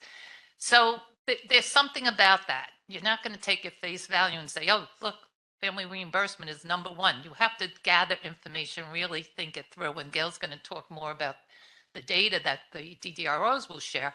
That will also help you understand where the need is. So you're going to focus on the top 3, maybe 4, and depending on your area and depending on your council allocation. So you all have your allocation. In my area, we have a smaller allocation compared to the rest of New York City. And if I only have our council only decides on one need, then it's possible that nobody will reply. They don't want to support that need. So you may have nobody answering the RFP. So we would suggest you think more about having more than one, even if you have a small allocation, because you don't want to be stuck with not having anybody wanting to serve your area because you only limit it to that one. And then when you get your proposals, you'll be able to weigh that through. We haven't gotten to yet, but we will soon, on how we're going to rate those proposals when they come in. So another thing that you should focus is on the age. We have been hearing across the state that the under 10s have recently have not gotten waiver eligibility, therefore not getting self-direction, and they've been told to look at family support services. And it's something to think about. You know, we have so many needs. We see the survey already. We know anyway. So it's a really tough decision on how your committee as a whole is going to decide on the needs in your local area. So at this point, I'm going to turn it over to Gail unless I miss something. But before I turn it over to Gail, we do have a question, because we've said that we are doing this now. It's present, real time. This is what we're supposed to be doing. But everybody is wondering, what's the deadline? When should we have those needs in your hands or in the DDRO's hands? Kathy, you are breaking. Kathy, you are breaking. I asked, once all the priorities are identified, when do the list of priorities have to be submitted to the DDRO so that we can get started with actually developing the RFP to send out to the providers? So this is Alexis, and I know that Kevin and Christine are still on. I think what was reported at the last meeting was that as soon as possible, right? So I don't know, Kevin, Christine, if you want to add anything to that, but I think obviously this should not be done 6 months from now, right? Like, you guys have the needs analysis in your hands. You know that as soon as you're able to review that you're working with the regional field office to crosswalk and understand what needs are intended to be met with contracts that are already in place and flag those that are not in place already. So I don't know, Kevin, Christine, if you want to add anything, but I feel like the notion is still as soon as humanly possible. Just because of the fact that this is not necessarily money that is intended to kind of roll over between fiscal years. And this is kind of a very unique situation that Fiscal has been able to provide to us. Yeah, I would just echo that, Alexis. I think it's, as soon as possible. And remember, a competitive procurement can take 6 months, right? So as we, the longer it takes to get the priorities to the appropriate regional office to work, with the FSS liaison and ultimately with the central office contracts team, it just means that it's going to take that much longer for the procurement to get underway, which means the spending is going to be even further out than that. So, we're not going to give like 6 weeks as a definitive timeline, but I would just say that the sooner that information can be shared and that means the sooner the process can start and the sooner we can ultimately, release the RFP and begin to, spend those resources in support of those priorities. I have a question. This is Gail Pato. Will the RFP process be able to move forward by region as they're getting this accomplished, or are we going to have to wait for all of the regions to get their priorities submitted to the DROs to move forward? I just want to clarify. I think that's a question for our contract management team here centrally, which I'll take back to them. I mean, I don't want to, be doing one-offs, right, where we've got 13 different, things coming in every month. It might be easier if they're going to be within a couple of weeks of each other to just issue one massive RFP, right, for each region clearly, but it might streamline the work effort because there is administrative, workload associated with each and every one of these contracts. So that's something that I'll take back and we can, follow up on through Alexis and Nick and company. Mary Fasano, I just have a question on the priorities. When the local council sets priorities and then turns to the local administration, does the local have the right to the DDRO have the right to nullify any of those, or does it become a negotiation process? So since we have, oh, I see Abiba's on who has that historical information. So that's exactly what I was going to talk about. Go ahead, Abiba. Yeah, I think, Mary, in the past, right, the council has had those conversations with the local office, right, and look to see if there's agreement or if, folks need to, specify any of the information that was collected, right, to support that specific need. I haven't been keenly aware of any just gross disagreement, but I'm sure that they would want to understand, why the council views that as a need and any information that you've collected or engagements to sort of verify that. So those conversations should certainly be taking place locally. Yeah, but that doesn't answer my question. Is there a final approval that has to be come from the local DDRO? Yeah, I think the liaisons, right, would review the information that you send in or that you provide to them, right? And there would be agreement to move forward with the RFP based on the information that you all provide. But I just want to specify that they may ask questions, right, about why something was viewed as a need. And if there's disagreement, right, then that would be elevated to the director of the regional field office, right? I think that's noted in the booklet for discussion. Okay. And Mary, we could send that out in writing to Kathy and Gail, if that would be helpful for all the councils to have. Yes, it would. Yes, thank you. We will do that.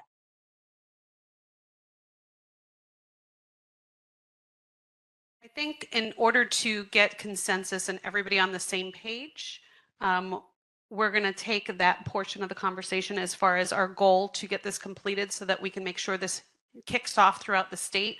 We're going to take that offline and we'll resume that conversation at the conclusion of this meeting. It just won't be part of the public meeting.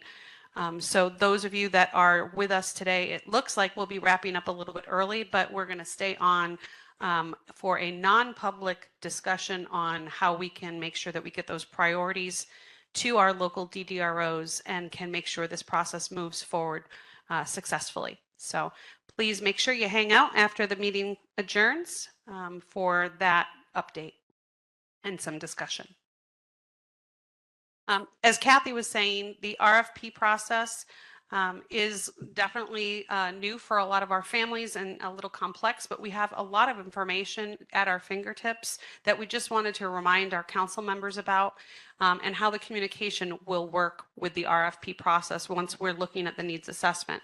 You should be working with your local councils to evaluate all of the data that you have in different ways.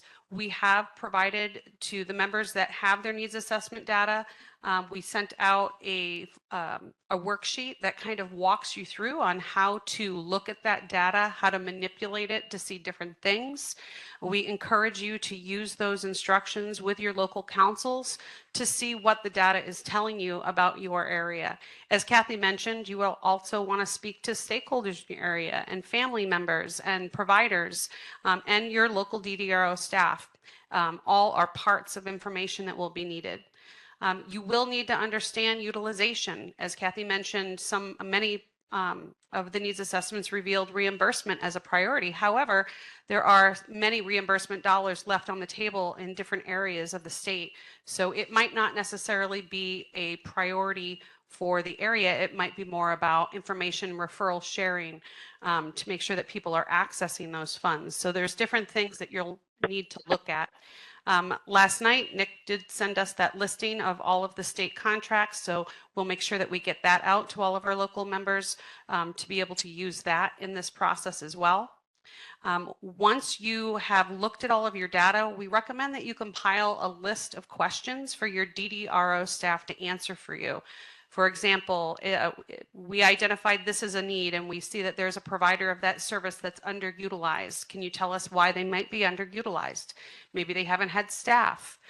Maybe there's a bigger systemic problem with the program.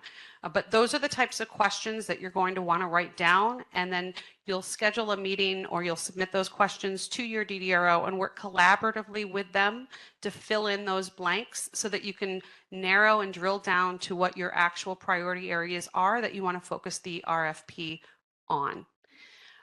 You're going to use any data that you have available at your local level. You can ask for performance data and utilization for specific programs, directories, anything that your DDRO has. I'm sure they will try to accommodate and make it available for you. That communication has been sent out by central office, as we mentioned earlier. And if anybody has any questions about that process, please let us know. Also, you can make your questions known when we meet after this particular public meeting is adjourned and we meet as a council as well. Any further questions on the RFP process currently?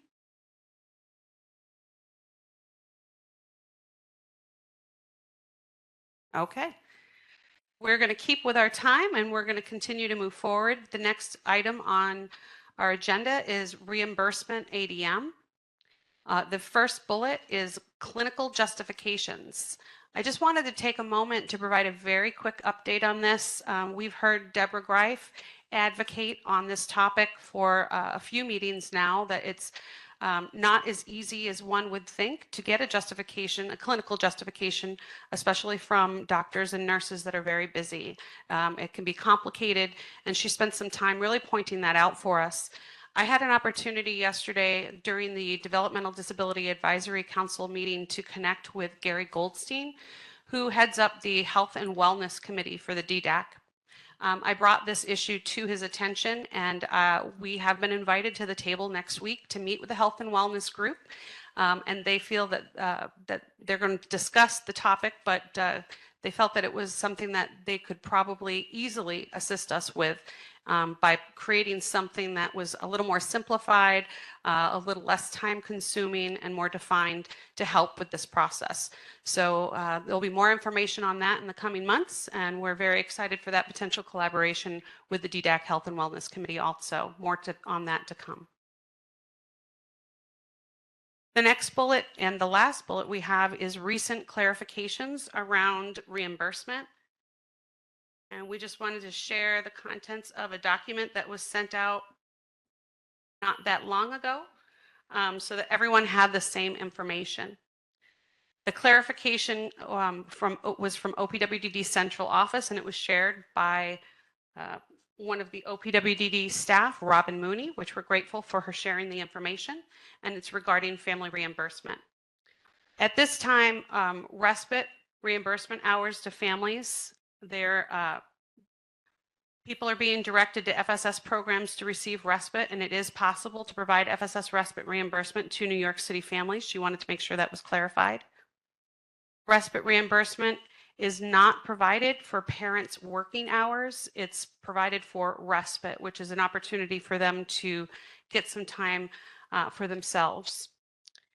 If an individual has waiver and is receiving respite through the waiver, the family should try to get additional needed respite hours from their respite provider before requesting respite reimbursement through FSS Family Reimbursement. And for those individuals who do not have the waiver, the families can request respite reimbursement through FSS Family Reimbursement. For those individuals who have the waiver but have not had a respite worker assigned as yet, the families can request respite reimbursement through FSS Family Reimbursement. It's really important that families complete the reimbursement and respite application to be sure that they write why the respite is needed. If an individual has the waiver and no respite worker is available, that just needs to be documented on the application. If items and services can be obtained through a self-direction budget and someone has a budget, then families cannot be reimbursed for those items or services through FSS Family Reimbursement. If the family has used up their budget for these items or services, they cannot then be reimbursed by FSS Family Reimbursement. There's a certain allotment of funds for each family. Regarding recreation, if a family requests recreation services to be reimbursed, a clinical justification is no longer needed. However, a care coordinator, a parent, or someone should write why the service is being requested and how it relates to the individual's disability. If the individual has the waiver, then the needs, items, or services should also be in the life plan. That is a requirement. Incontinence. A request for anything to do with incontinence, for example, clothing, does need a clinical justification that relates to the individual's disability. The justification can't just simply be that the person is incontinent. You need to link it to a disability, very simply. Camp. Through clinical justifications are not needed for camps. However, the parent or the care coordinator should write why the individual would benefit from the camp. And there's many reasons they may benefit from attending camp. Lots of flexibility there. A current Department of Health certificate does have to be available before a camp can be reimbursed.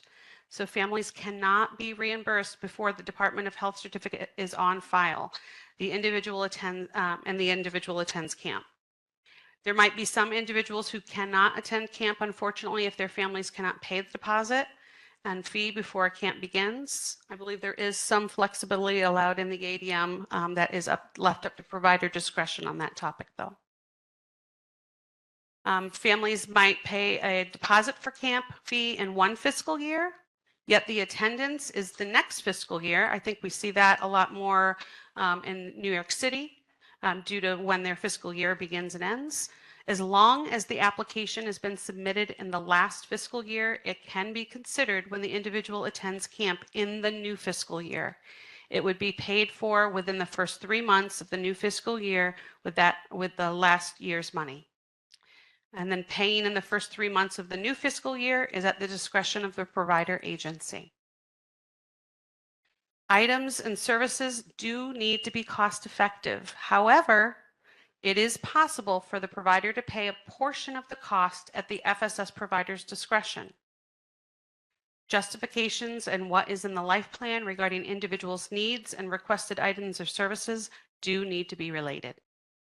We just want to take a moment to thank Robin Mooney for summarizing some of these updates for us. Some of them were not known across the state, so we hope that this helps leverage the playing field and get everyone on the same page. Are there any questions regarding that information?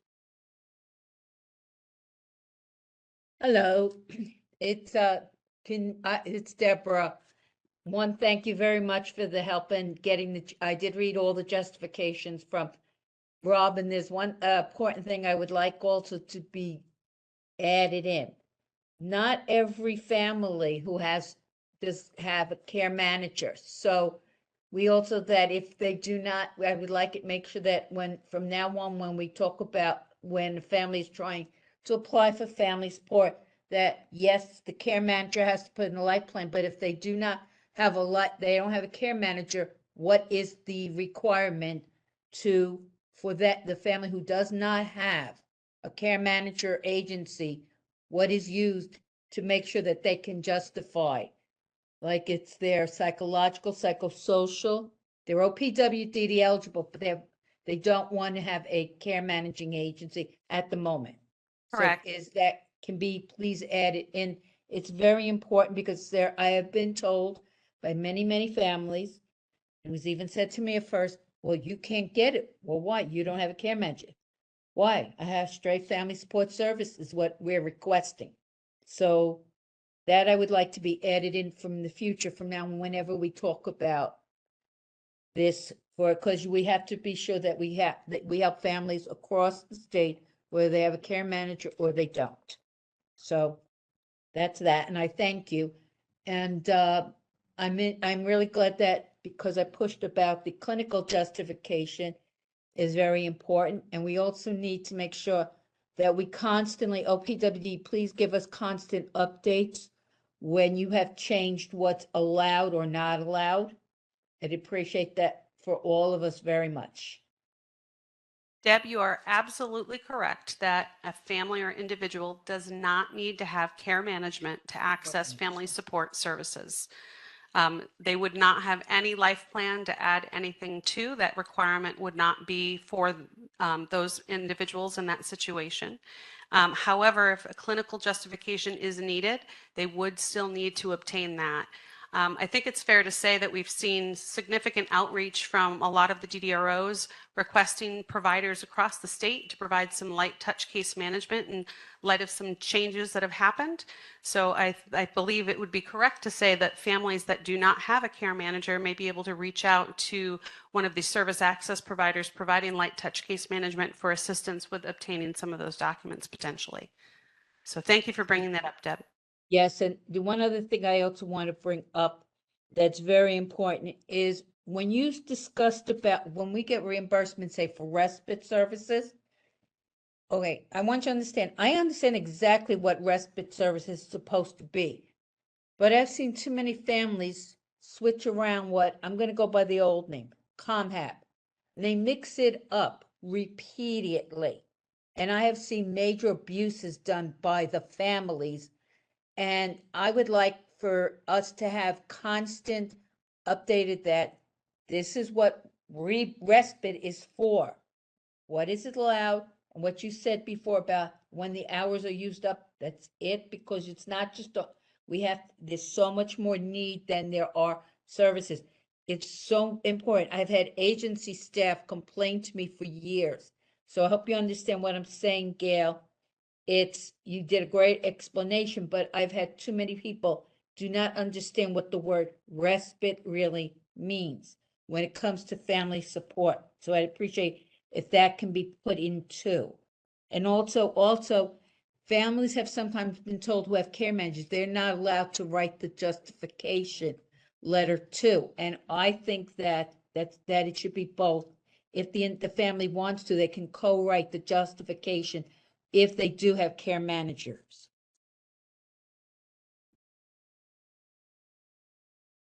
You heard everything I said? Yes, Deb, it's Alexa. So to the extent that we have some follow-up questions, we'll reach out to you offline. But obviously, you know, a family is not helping a care manager write a justification for something, right? Like if a clinical justification is required, that's a clinician that's going to be I putting didn't that say that, together. Alexis. Not Yeah, once did I say I know you clinical. didn't. I'm trying to put a I fine did point not. on that to clarify that if a clinical justification is needed, that is completed by a clinician. Yeah, So if I there's know. anything else we have questions about, we'll be sure to reach out. Thank you for raising that. I just want you to know it's for a parent still can write a justification why they feel the service is needed. But for clinical, they need a medical professional. And that I didn't say. I want to make sure it's clear what I Thanks, said. Deb. It's a public meeting, so I just need to make sure that everybody is very clear on what I'm saying. So I'm But, not saying okay, that you true, were I saying that. understand I that, was just trying to Alexis. clarify. Thank you. Were there Yeah. any other questions about that?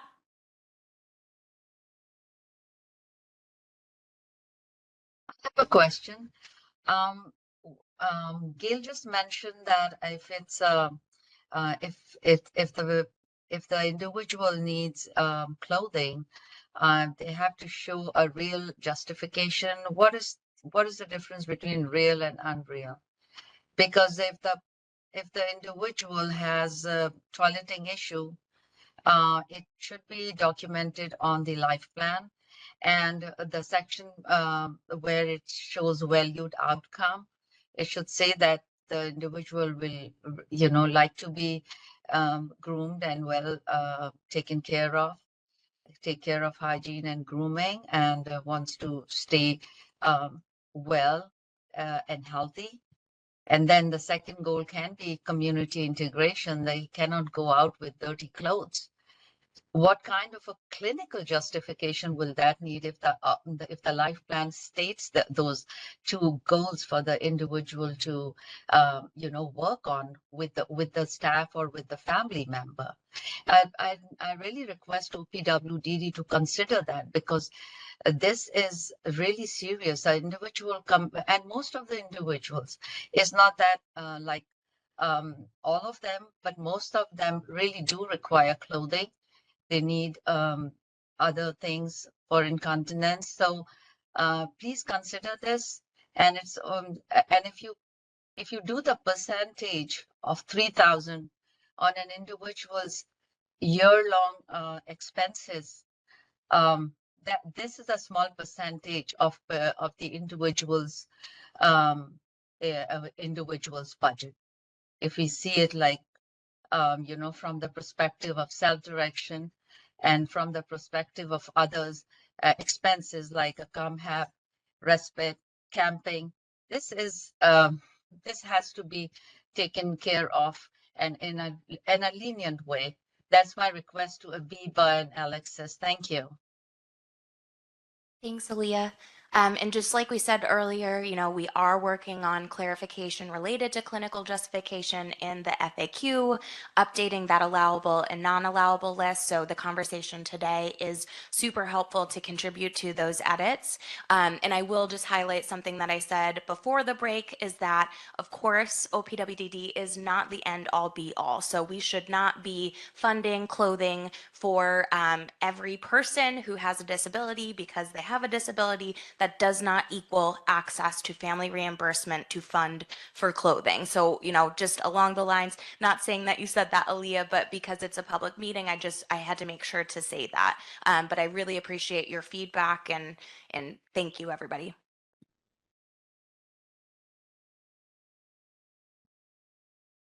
Any additional comments or questions on this topic before we move to public comment?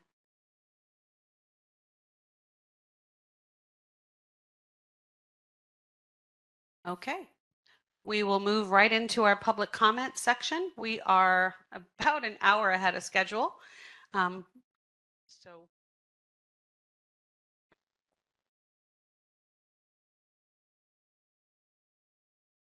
So I think we're going to start in the room with Albany. So Colleen, do you want to facilitate? Sure. Does anybody in the room want to make a public comment? Okay, you can go right up here to this microphone in the front. And you have, we ask that you keep your comment to 3 minutes or less so we can allow time for everybody to comment. Time, Safi Williams. I applaud OPWDD with the services. Oh, and I applaud OPWDD with services. It's nice meeting all of them. I work at Mount Pleasant Middle School. I came here, I feel like I said, for my first time, because it's so needed for parents to understand OPWDD and what services offered for them. Yeah, like Ed said, I said your name right, Mr. Ed? Scott, I apologize. Mr. Scott said, me as a parent that has a child with a disability and myself is a product of OPWD disability.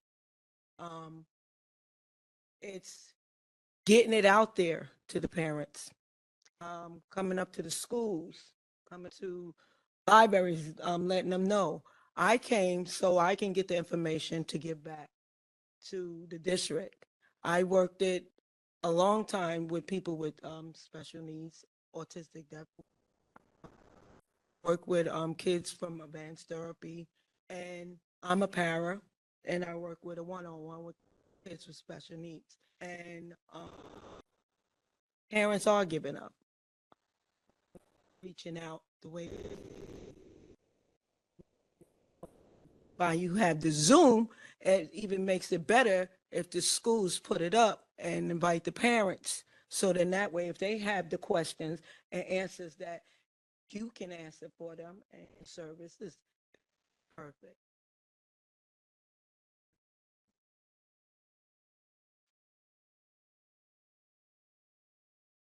Thank you. Next, we're going to go to the remote locations. So we'll first start in Buffalo. If anybody there would like to speak for public comment, and please remember to keep it to 3 minutes or less. Hi, Elida Green. I have two questions. The first question is just a ballpark idea maybe of when the updated family reimbursement applications would possibly be rolling out. Just a quick question. And then the second question is, will the information be shared, that information for the reimbursement ADM, that all of that stuff that was gone down, like talking about, oh, camp doesn't need the clinical justification, who could write the justifications, all that information that was discussed during that little section, if those, that information would be shared with providers. Yeah, sorry. So I think that was Crystal, right? No, my name is Elida Green. I'm the ARDC supervisor at Core in Tandem. Thank you so much. Sorry, your voice sounded so similar to hers. So first, I just want to reiterate that this is public comment, so we aren't responding. However, I do want to acknowledge your question. So I'm breaking the rules a little bit, but so I don't have a timeline for you on the application instructions, but just know that they are underway currently. In terms of what was read out loud for clarification, what we can do is just make sure that that is captured in our FAQ as a resource so that everybody is kind of working from the same background. So.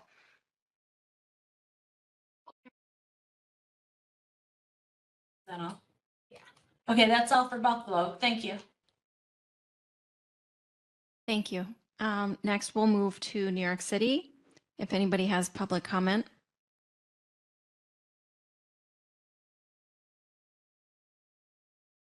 We have one. Go ahead. Good afternoon. This is Christopher D. Greif, as an advocate for people with disability for over 30 years. I'm hoping that in the future of 2024, that I'd like to hope to see that OPWDD does a little more outreaching out, like if the advisory councils or the DD councils in our city invites people, there should be a little more communication and not accusing people. What I'm seeing lately for the last, since January, is we send invites and they said to send up to Albany. Then we get a response back and getting accused. What I see is now is as an individual, but as an advocate for disability, we're supposed to be working together.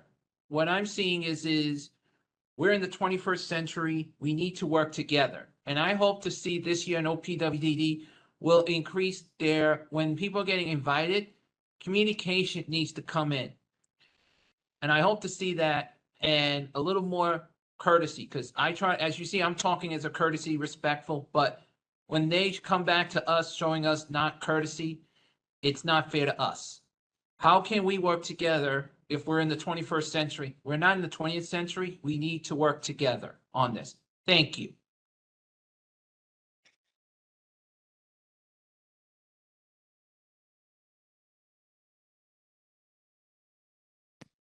Thank you. If there is no further public comment from New York City, we'll move on to the rest of the attendees. So if you would like to make a public comment, just raise your hand and we'll handle them in the order that they come in.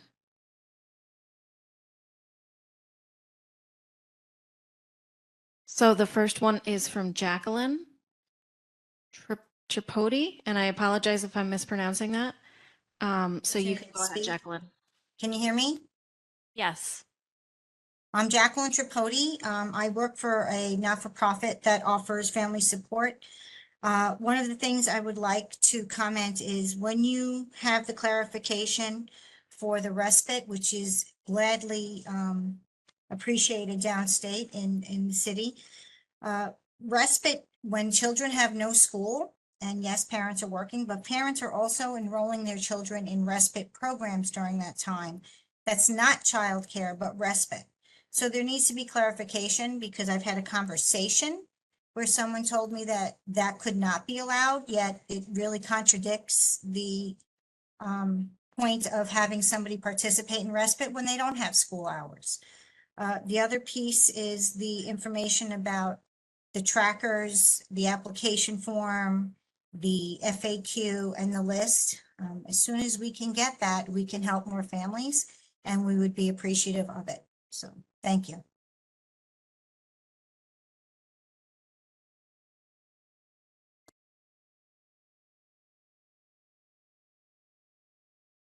Thank you. I don't see any other hands raised. Is there anybody else who would like to make a public comment?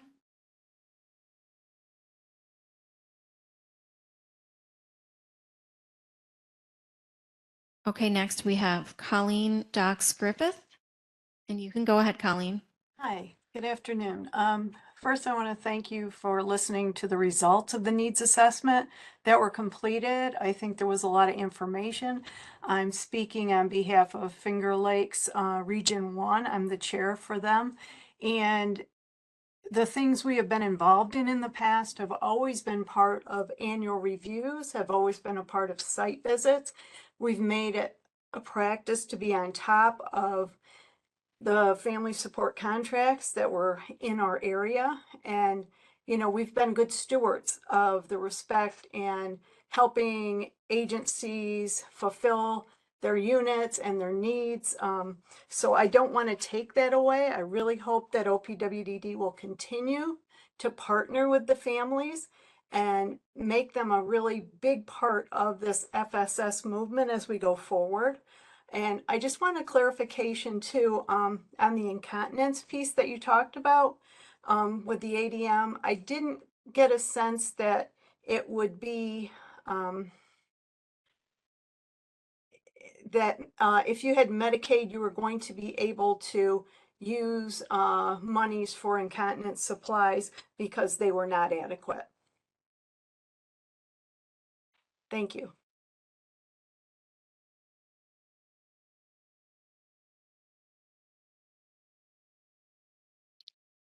Okay, next we're going to move to Marcia Restivo.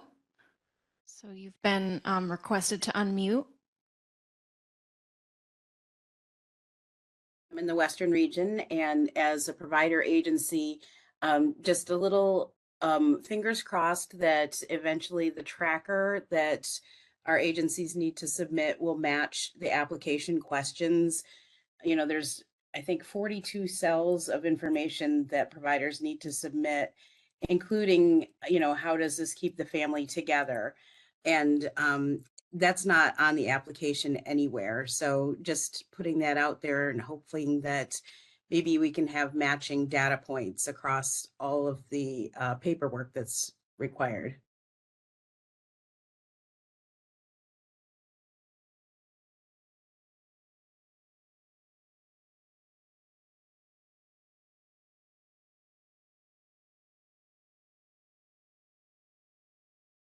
Thank you. Next, we have Catherine Hoy.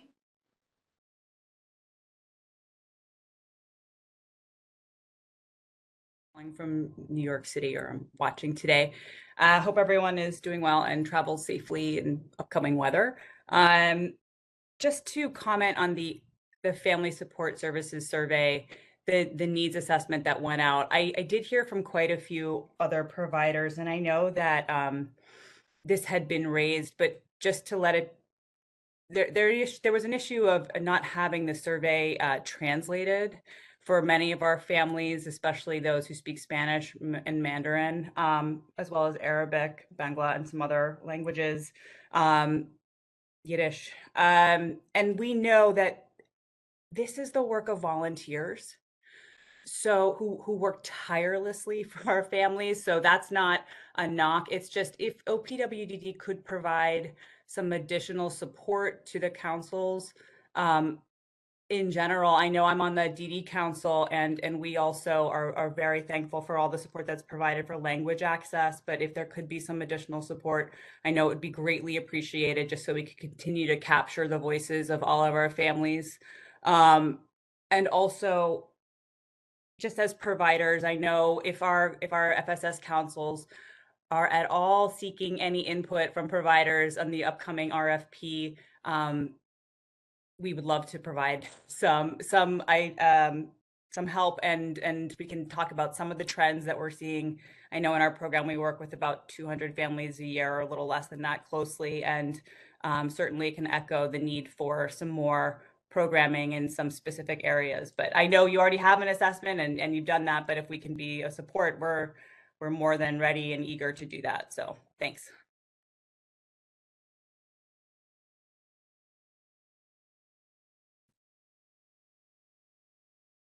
Thank you. Next, we have Camilla. You've been requested to unmute, so you can go ahead and unmute.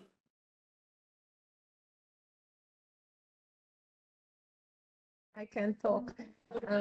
First of all, thank you so much for all this community for helping children and adults with disability. And I would like to add about the reimbursement process, which I did for my son, and personally also I'm working the agency as a service coordinator. I'm helping our clients who has disability.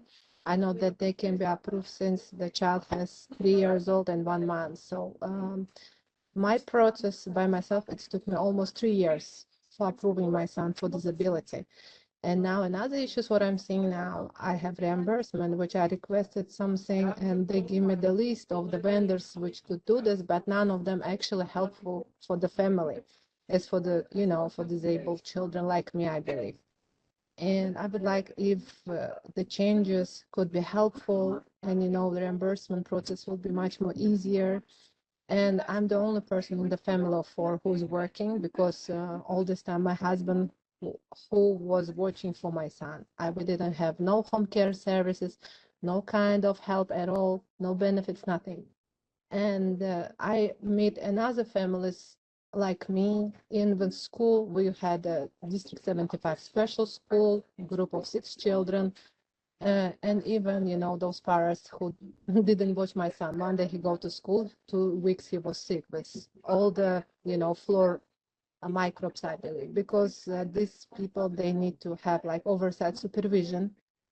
And I don't believe that autism will leave the person, but hopefully all this session, like, you know, OTPT, speech therapist, home care and respite care will be helpful for the families like mine.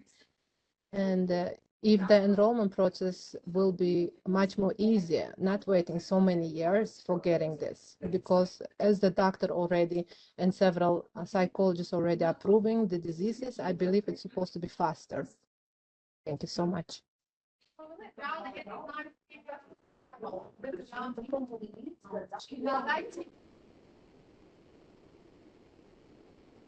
Thank you. Do we have any other attendees that would like to make a public comment? If you would like to, you just have to click the raise hand icon at the bottom of the screen.